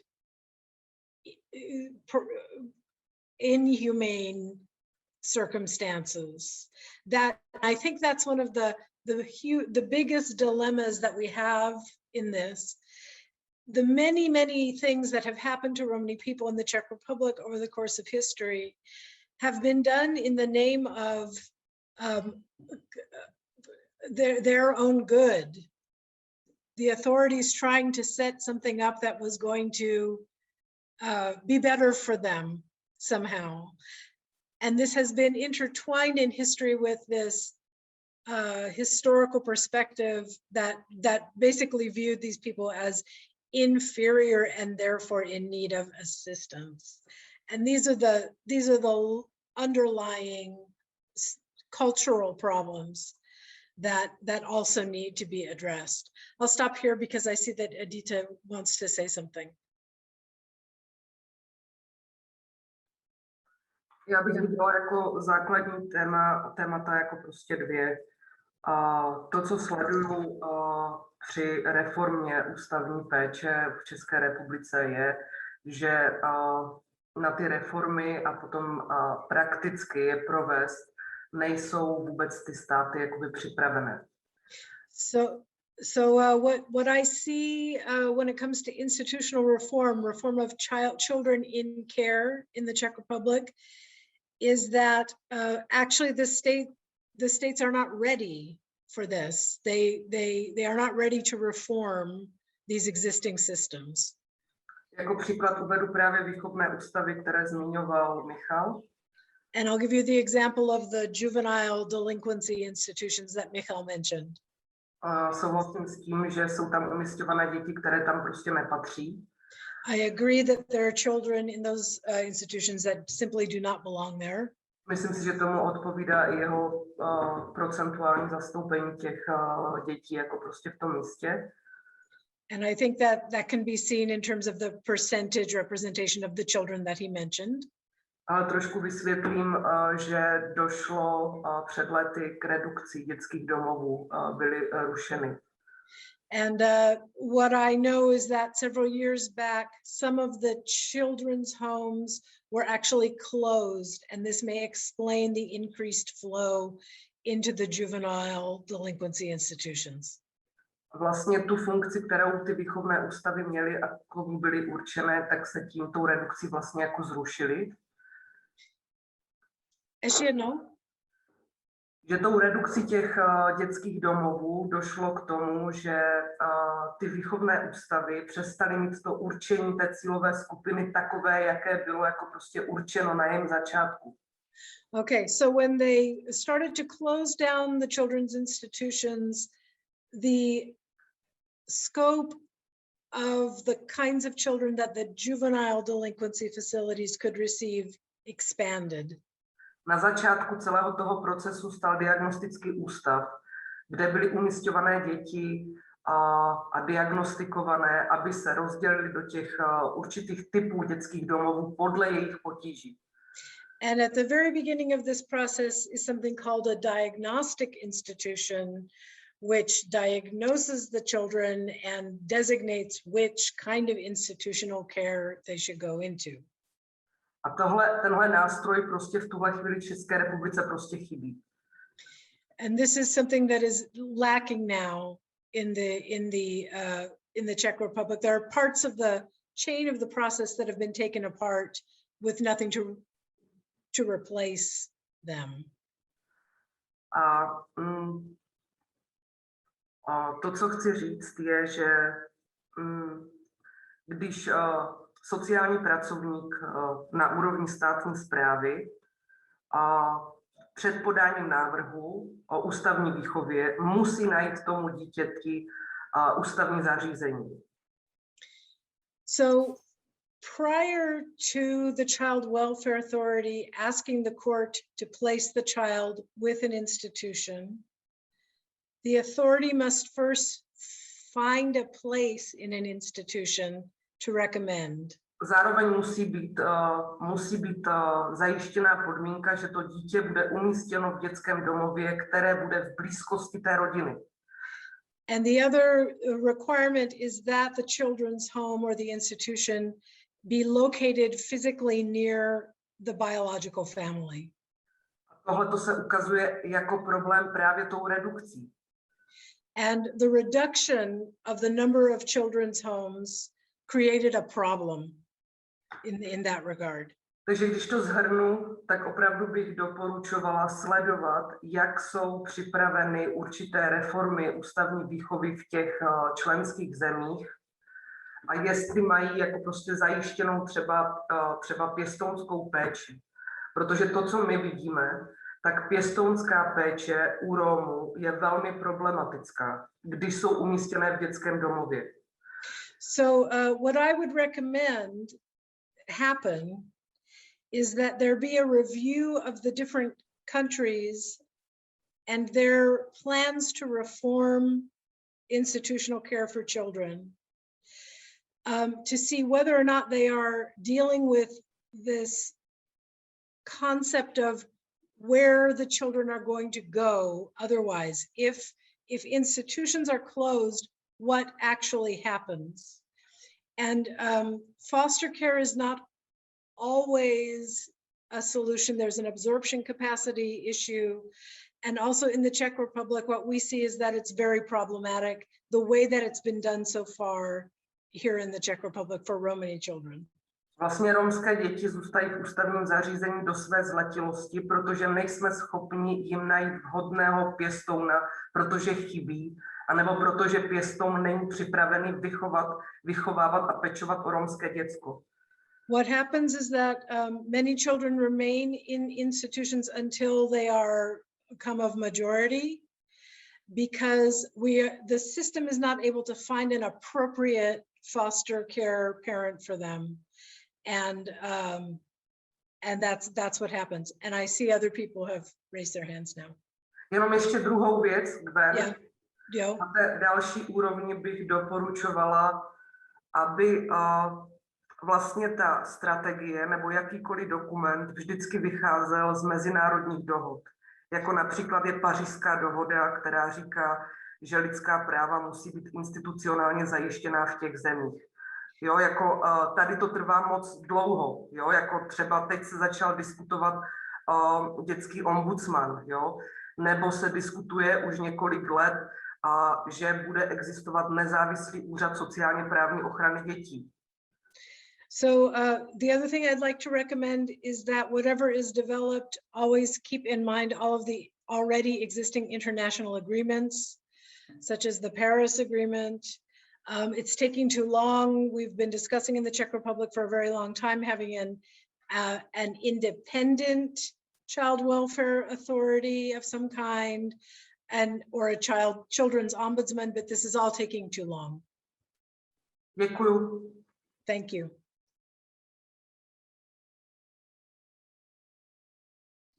Michael, I think it's your turn. Please. Yeah. So my take on this is a little bit different. I mean, of course, in general, I think that first of all, we should, redirect the resources in support of Roma families.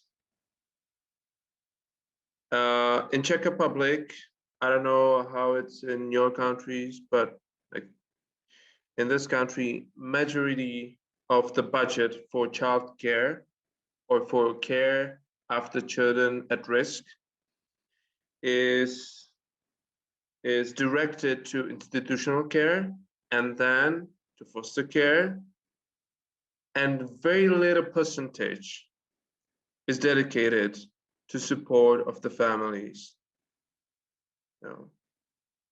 And like in Czech law, we have, all these, paragraphs saying, yeah, the family is on the first,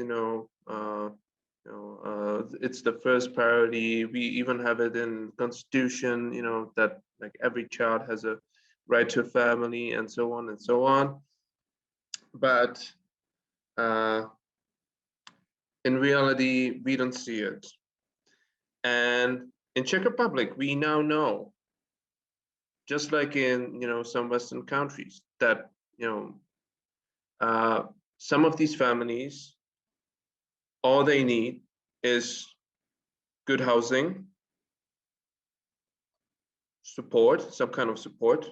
Some maybe need really intensive support, which may be really expensive. But yeah, I mean, they are the family, it's an investment. And well, the indirect or the direct and indirect, results are worthy, because if the family stays together, stitches itself up, or someone helps it to stay together, then it's quite likely, that the whole family, its family members, so on, will be stable, will not become traumatized, will not lose their identity as a family, not only individual on the individual level, but also on the family level or group level. And well, I know myself that in many of those families that have their children taken away, the topic of their child being taken away and being in some kind of institution is constant reminder of some kind of failure and so on. So it's really important. And well, as you know, there's lots of talk for many years in academia, but also now in public, in the streets, about whiteness, identity, and that I think there hasn't been much talk about the impact of institutional care on identity of Roma children, or any ethnically different children. And I myself know, when I for the first time left the institution and visited my father at his home, that they regarded me as gajo for my behavior, because that's how I was raised, as gajo, as someone white. And it took me many years to learn how to be Roma and part of my family. And like if we focus all the resources with these goals in mind, in support of the family, it will be easier, even if there is some kind of disconnection at certain moments, some kind of disruption in the family that will lead to a child being taken away and put into foster care, maybe short-term foster care. Even if that happens, if the family is given enough support, the child will eventually, and the family heal. And I think that should be the main goal. So I would propose that we definitely put some focus in our minds about this identity issue as well. Michal, thank you, because that is a focus. That's really very important, and that's what we are concerned about, because the Roma children in care, they're losing their identity. That's definitely what is happening. On the other hand, they're somehow in the case when they are in care, for the gaje, for other people, they're still Roma and they're excluded from the system. And on the other hand, they're excluded from their traditional community as well. So it's a double discrimination. I would say, I would see it like that. But before I speak, I would give a floor to Alison. Thank you, Tanja, and thank you, Michal. And I think just wanted to say that, you know, I identified with a lot of what you were saying. I don't know if you were there at the beginning when I talked about my mum who was forcibly removed into state care, and that sense of, you know, losing culture and identity, and then the intergenerational trauma. And you know, one of the first things they did to my mum when they took her into care was to cut her hair. And that complete, you know, erasure. Hair is so significant in terms of, you know, identity for Romani women, and it was, and children, and they cut her hair. And I wrote a poem to help me process my trauma as her daughter, and her trauma too. So thank you for, you know, speaking about that, because, you know, preserving and supporting culture, you know, and identity is absolutely, you know, vital, but also having trauma support. I think when I set up, you know, the Gypsy Roma Traveller Social Work Association, I wrote a piece for our professional association, and I said that social work needs to have a period of reflection, but also atonement. We have to atone for the things that we've done in the past. You know, that's one of the things that I'm fighting for, is this sense that we have to atone, you know, we have to repair before we can move on. And I suppose one of the other things I just wanted to mention, and I picked up a bit on what Gwendolyn was saying, you know, we have this curious anomaly. So we have social work, which is a human rights based, you know, profession. You know, it's committed to social justice. We have robust, you know, legislation and processes and systems in the UK, and yet we have overrepresentation of Romanian traveller children. So we've been trying to understand, you know, why this is happening. So one of the things that we've been researching is the impact of aversive racism. So aversive racism is that sort of conflict between your personal denial of any prejudice. So social work as a profession will deny that they're oppressive and that they're racist, but harbour sort of unconscious and negative feelings about you know, different ethnicities. So, you know, some of the research that we've been doing has been sort of highlighting, you know, how this aversive racism and how it operates. So we sort of would give examples to social workers and say, well, if you had this referral, so you know, it was a traveller family on a site, you know, they're immediately, you know, their anxiety is up. Oh my gosh, they go into a meltdown. They're really, and this is what they're saying. You know, I would be frightened. I wouldn't know what to do. I would feel that I had no confidence, and I would want to get a child. I would want to get out of there quickly, and I would also want to get, you know, any child out of there quickly. So what they're doing is so these negative, you know, unconscious biases come to the fore, and it results in them, you know, having, you know, making risk assessment, which is conflated. So they conflate the risk, you know, within a Romani or a traveller family, because they seem to just go into a complete meltdown. So that's one of the things that we're looking at. We're really trying to understand as a profession how aversive racism operates, so that we can then do things, you know, in terms of educating social workers and, you know, developing, you know, practice, you know, guidance for them to try and, you know, mitigate, you know, the impact of this really serious, you know, really serious discrimination. Thank you, Alison, and thank you for saying that, because I would just tell you, I have a couple of issues, but I'll just quickly tell you one story. When we were working in Belgrade with the social workers, with the centers, and trying to give them bit of background of Romani tradition, history, how these people live and habits and so on. And then was one lady, social worker, she was already 20 years in practice. And then after the session, the training we were giving, we said it's an open discussion, so ask everything you think it's important for you as a practitioner. And then she came and said, I have to ask something, because I'm facing that very often and I don't know what to do whenever I do in a Roma family and see that.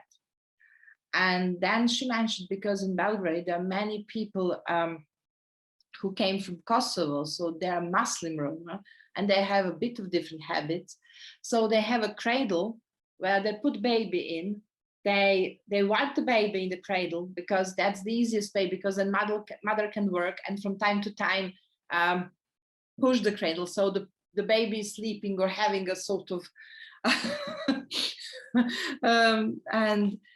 and then she said, I don't know, is that something dangerous? Is that a neglect child? Why they're doing that? I said, it's just tradition, because woman has a lot of children and she's working in house and she cannot have the baby all of the time in her hands. So that's the way.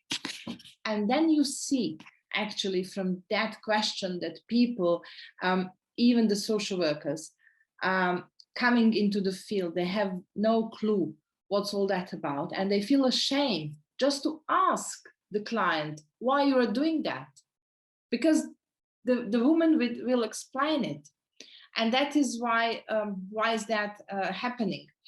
And as well, what I think is very important that we think of is exactly that what Michal said, that we should be focused on the best interest of children within their families. And what I think, and why it's important that ERGO is with us, because ERGO is working on advocacy on a high level, on a political level, on policies level. And we are usually, the rest of us, even if we are advocating sometimes to the policy level, we are the practitioners. And what I see in everyday practice is there is a big gap between policies, what's written in the strategies, and what's happening in field with the people. And somehow it seems that these changes coming from the top to the bottom are somehow not landed in the practice.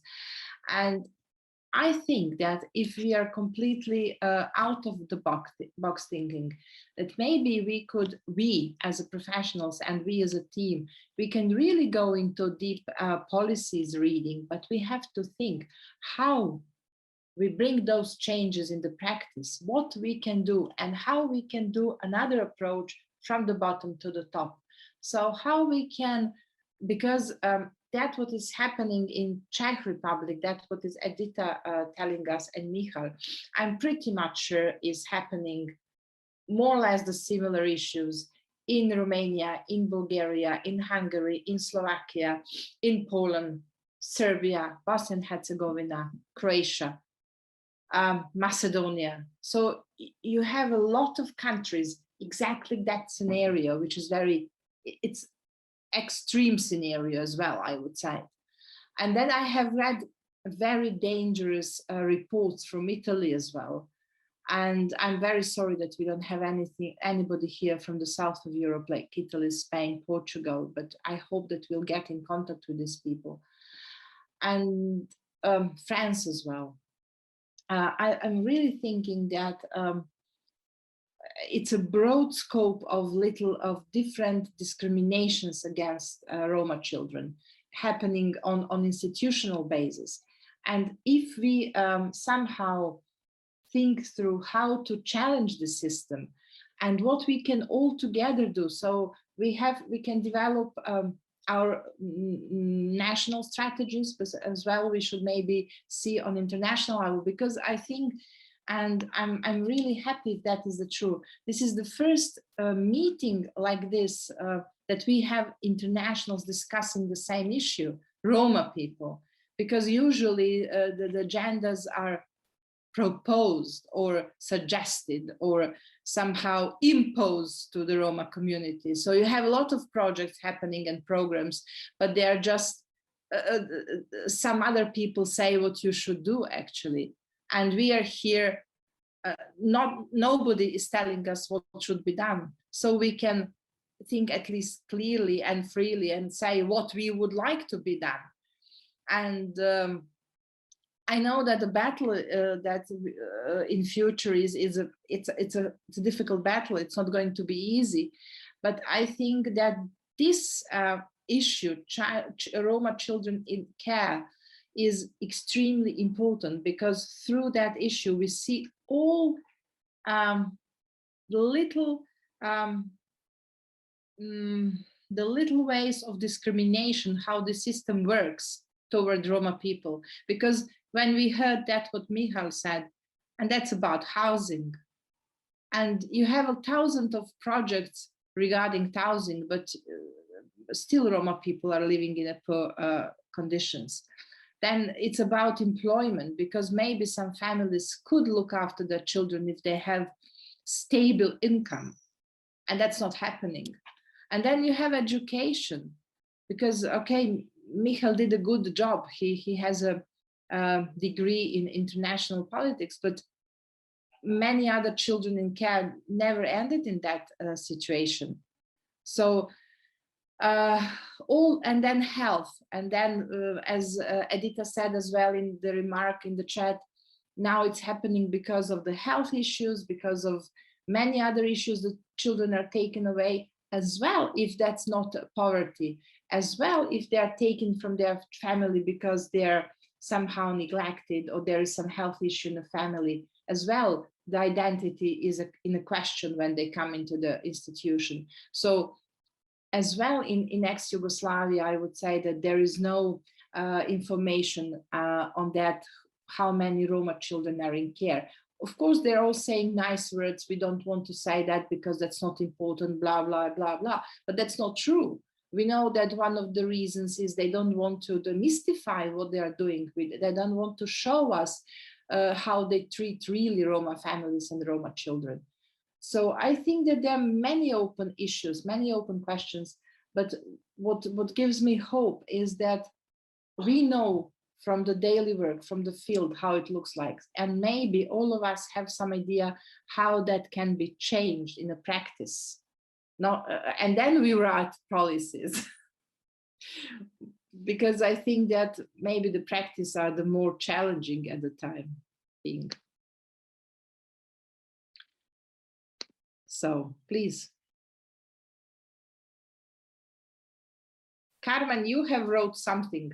You have wrote some recommendations. Share it with us. So I'm really happy that you gave this extensive example with your experiences and everything. And indeed, when it comes to implement the bottom-up approach, is not very easy. But at the moment, as I was mentioning in my presentation, ERGO is not working specifically on the childcare. So we started working now on the policy development at the European level, and we are trying to see what is happening at the national level.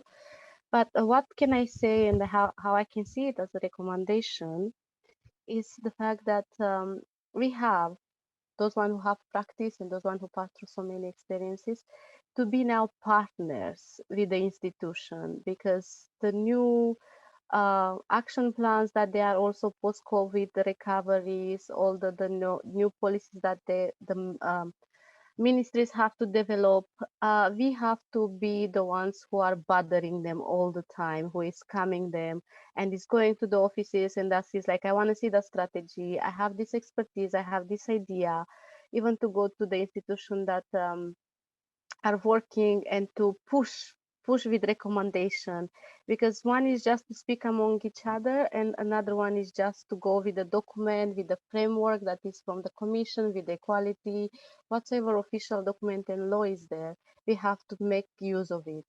And we here at the European level, also our member and others, we can help you to translate this for the local and regional and national level.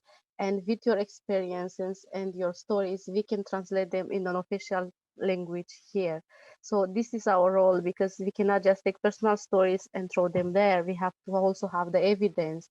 So as I see it as a recommendation is like evidence collection, recommendations from the ground, and the strong partnership with the institution. And mostly what I see it also is to be part of the working groups, because in each country in the EU, they are obliged under the EU law to have working groups with the civil society.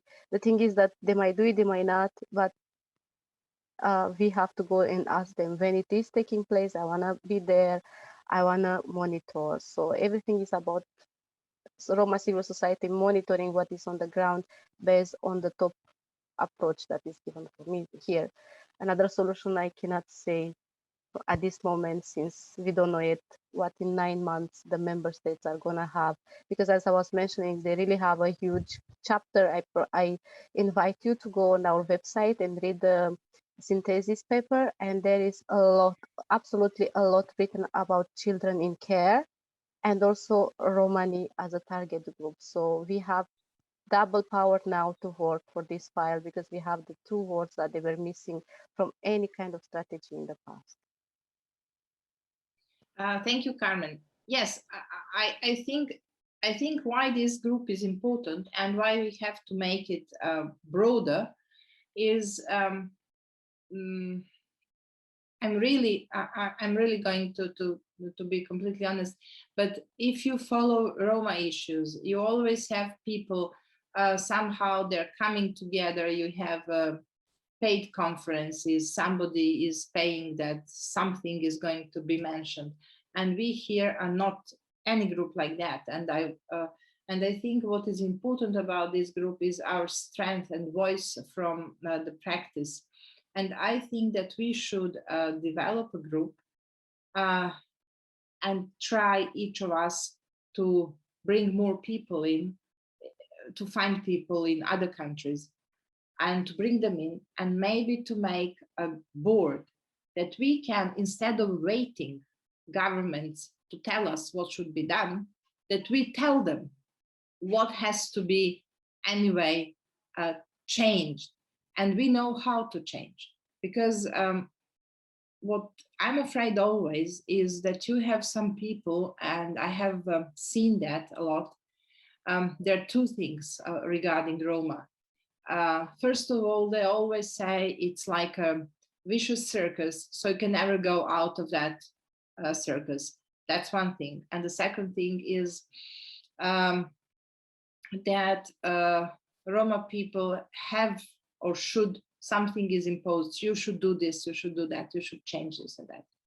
So you always have somebody telling you what to be done. And I think that our role is to tell them to what extent that what their systems are doing is not okay, and how that could be changed. Because not only to complain, we are professionals, we are working on a daily basis with people, we know how to work with Roma communities and as well to social workers dealing with Roma issues. So we have to give some document on that and say, look, this is how it should be done. And that's what you're doing is not okay, because they're always expecting us to keep quiet, and then they make professionals, they create Roma intellectuals, and we don't have to be created. We are here, we are existing. So we are a step ahead, I would say. And we just need to work. And we just need to see how much each of us is committed, and what we can approach, and what we can do, and what is who is willing to do what, and how we can do it, cooperate in future. Because if this group starts working, I'm very much sure that in 1 year you'll have tremendous changes in acceptance and how the Gajes see Roma people. Until now, they see them as somebody who's going to do what they say, and we are not the ones.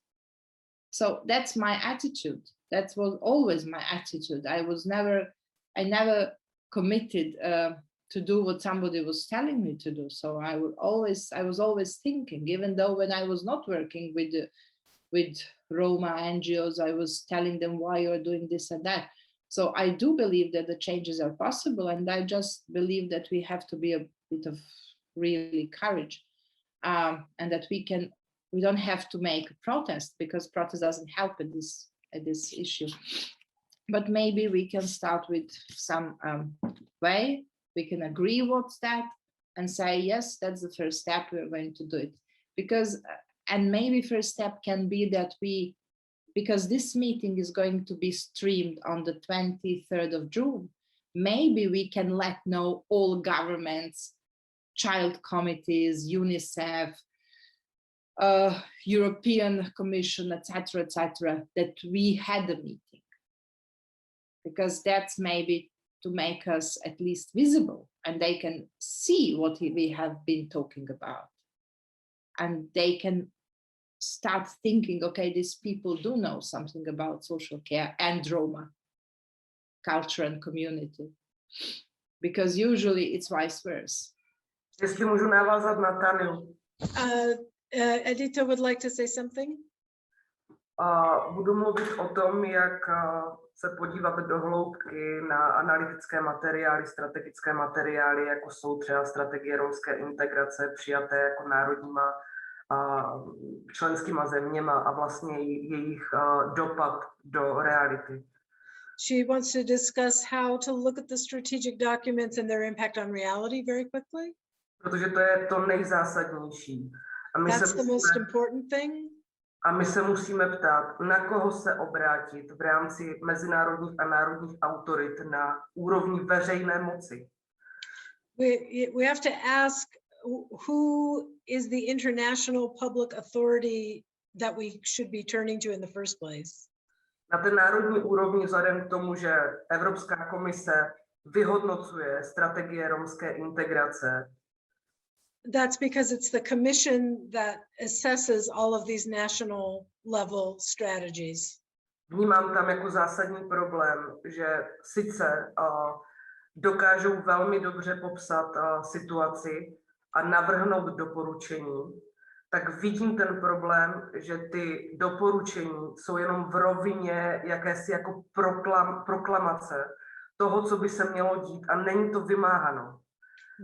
The situation is described, the recommendations are made, but they're not recommendations with teeth. They can't be enforced. Myslím si, že Evropská unie velmi selhává ve vymáhání lidskoprávních úmluv a vůbec jako prostě doporučení ve srovnání například s ekonomickými dohodama. And I believe that the European Union is really failing when it comes to enforcing the human rights agreements. Unlike economic trade agreements, the human rights agreements are really less of a priority for them to enforce. Myslím si, že tady tohleto jednání by mělo poslat Evropské unii jasný vzkaz, že žádáme, aby se vymáhaly strategie romské integrace v úrovni výkonu lidských práv Romů. We should be sending the message to the Commission that we really want them to enforce the implementation of all of these national Roma strategies that have been developed. To znamená, že budeme chtít, aby Evropská unie například, když se nebudou naplňovat strategie romské integrace, zastavila tok peněz z evropských strukturálních fondů. That would mean, for example, conditioning the flow of money from the European Structural Fund on the genuine enforcement of these strategies. Zaznívá od evropských poslanců, zejména romských, že Evropská unie se takto podílí na sociálním vylučování Romů. And it's also important to discuss with the members of the European Parliament, including the ones who are Roma, the fact that the European Union needs to do more. Na té národní úrovni, co vnímám jako problém, strategie romské integrace se přijímají jako formální požadavek Evropské unie pro čerpání financí. The problem I see at the national level is that these Roma strategies are adopted just because the European Union conditions the sending of money on the existence of a strategy. A tady vidím silný úkol romské občanské společnosti.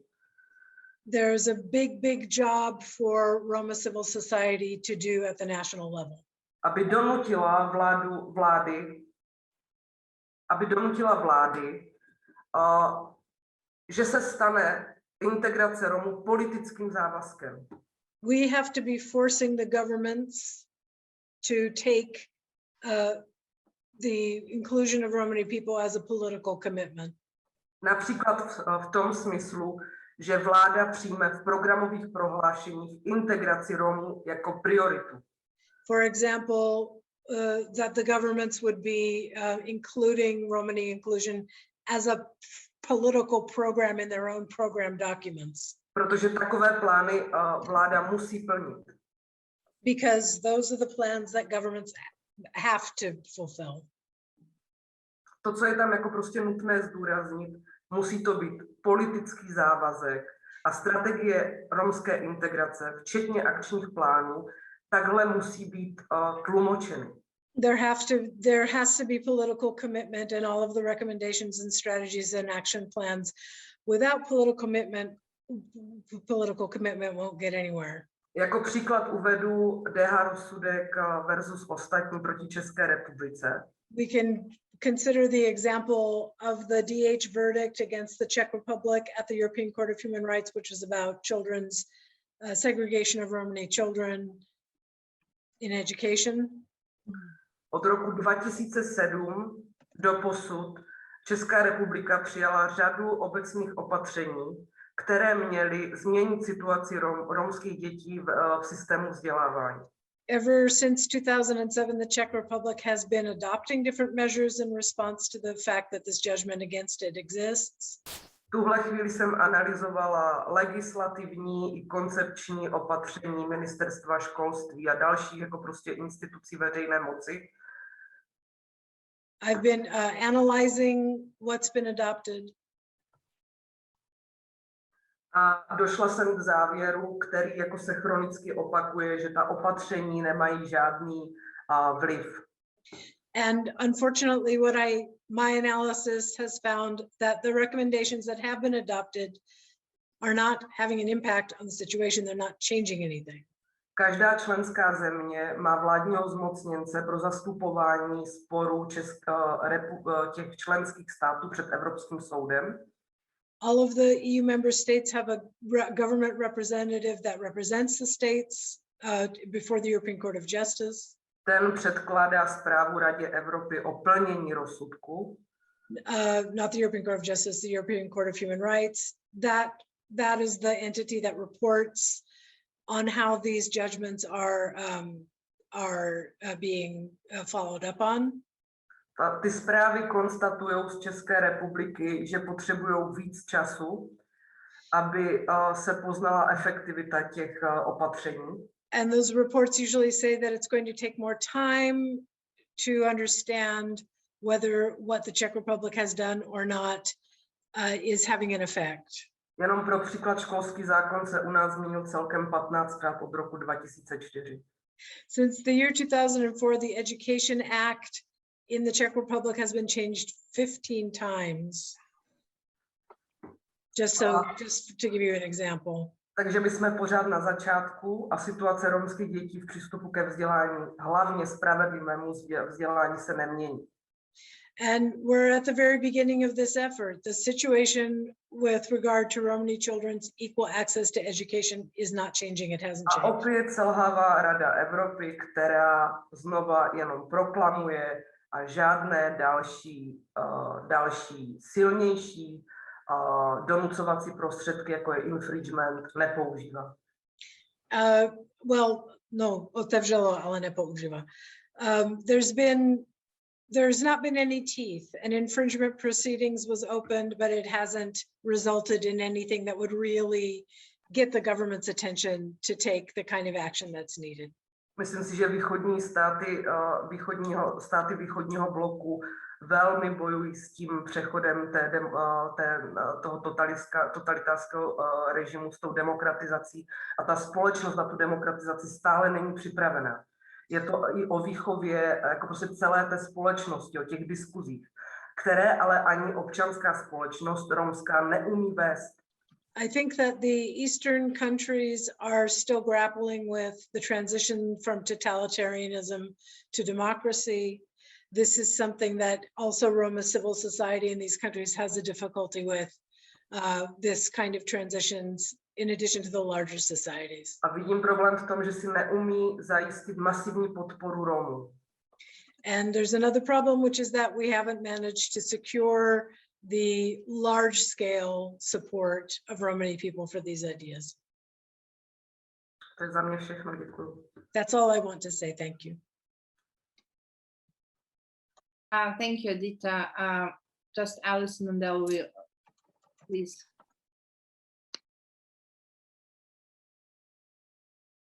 Alison, please. Oh, sorry. Sorry.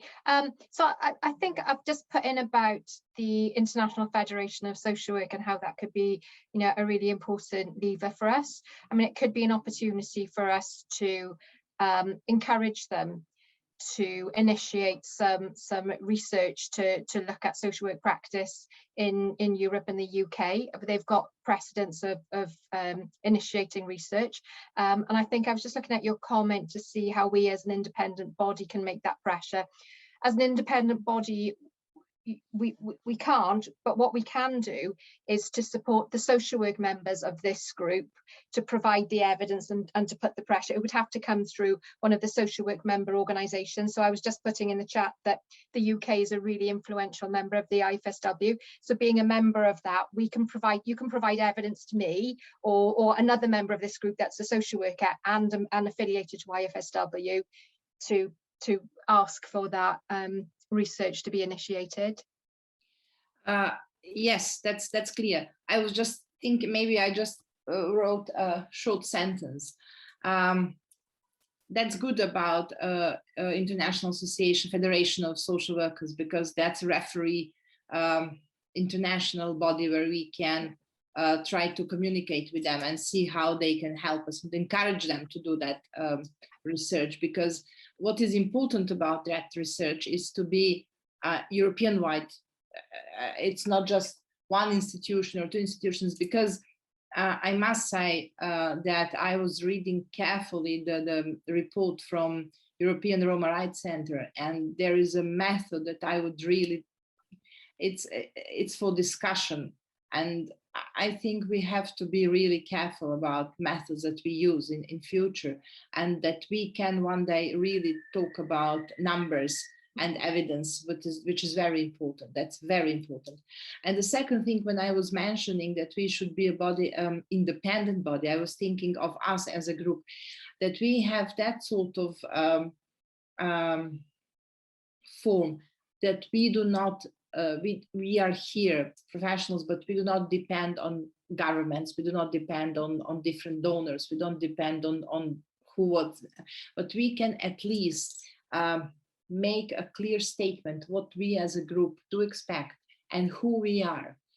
Because I'm telling you, and I know what I'm talking about, because I spoke to many people, and I spoke to European Commission. I spoke not about this topic, I spoke to them about many other things, to European Parliament members, and I know that what they are fighting for is always to invent Roma groups dealing with some specific issues, and we are not invention of them, and that is a shock in the system. So we have to tell them that instead of them telling us, we have to tell them we have radio strategies, and that is she's somehow gone, Edita, what she said, she's right. We have to read these strategies into details and to say, this is proposed, this was done or not done, and this is what is the practice. So we have to deal with practice, and we have to see how we can change it. And we can offer some ideas how the practice could be changed. Because what they're all saying, and that is a very trendy word, anti-Gypsism. But anti-Gypsism is, and I'm always discussing that because I think you, Alison, mentioned the Black Lives Matter. And I have very good friends in that movement from the United States, and I'm discussing that, and I'm really getting fussy about it, because the racism toward Roma is completely different from all other racisms, because it's so deeply rooted. Because I don't know how it is in USA, but I would say that in Europe, you have that expression, be careful that the gypsies do not come and take you away, kidnap you, etc., etc. So that when you discuss that saying, it's all around Europe. And the children at the age of 2, 3, 4 years old, the first racism they ever experience is anti-Gypsism. And these are the things that's why the social workers are as well racist, and psychologists and all other professions in this caregiving professions. So I think that we should somehow maybe conclude that we contact International Federation of Social Workers. We read the strategies that are available, that's what we have, what is on European Commission, what is this, and regarding the states that are not in European Commission, and then we can see maybe to write one open letter, us as a group, to tell them that we do exist and that we are very happy to monitor, but as well to intervene in the practice and to see how we can approach. Because they have to know that they're under pressure, because I'm not hoping that the Roma NGOs, knowing Roma NGOs, and maybe you know some better Roma NGOs, but that's what in the Balkan exists. It's just, it's not helping, and that's the problem. So I don't believe that Roma NGOs are going to make pressure on that, what is happening with childcare. They don't understand the issue, many of them. And for many of them, they do believe in the topics that were given by European Union for the Roma NGOs. So you have like a budget lines and the project lines, and they're only thinking in those terms and not thinking what is the reality. So that's the reason why I think that we should do the vice versa. My belief, so that doesn't have to be the true, but I don't know. Anyway, definitely we should, maybe that's a first step. Maybe we can agree of monthly meeting, us as a group, and see who has read strategies in the meanwhile. And yeah, I think it probably would be a good idea to follow up by email with everybody and maybe bring this to an end. We've been going for 3 hours now. Yeah. And you guys are going to need to edit this all and turn it into something that is usable. So I think it's wonderful that you've brought everybody together, and I'm sure it's not the last time, and we can discuss by email what to do next. That's what I would suggest at this juncture. And just to say at that point, what I'll do with the minutes, because I've been taking a note of all the recommendations that have come up, the issues that we've discussed, and the intentions that we want to move forward with this group. So I'll circulate them with everybody, and then please really read through and add any further recommendations or thoughts onto that and check them, and we can then discuss the next date for our meeting. But it's been really interesting to hear the discussion. Thank you, Lisa. Thank you, everybody, really, for being here and for this patience. But of course, I knew it wouldn't be easy to put everything so in 1 hour. We've done a lot, I think. I think there's been a lot achieved in this, and we definitely can do this again in the future, maybe with a more focused understanding of what we're going to do. Yes, yes. Yeah. Alison, thank you for definitely that letter. We'll circulate that, and then we agree who is doing what. Michal, thank you for your story again, for your to be so honest to tell us that, and for being with us. Anyway, have a good evening, and I hope that we'll do something together. Good night, everyone. Thank you. Bye. Bye.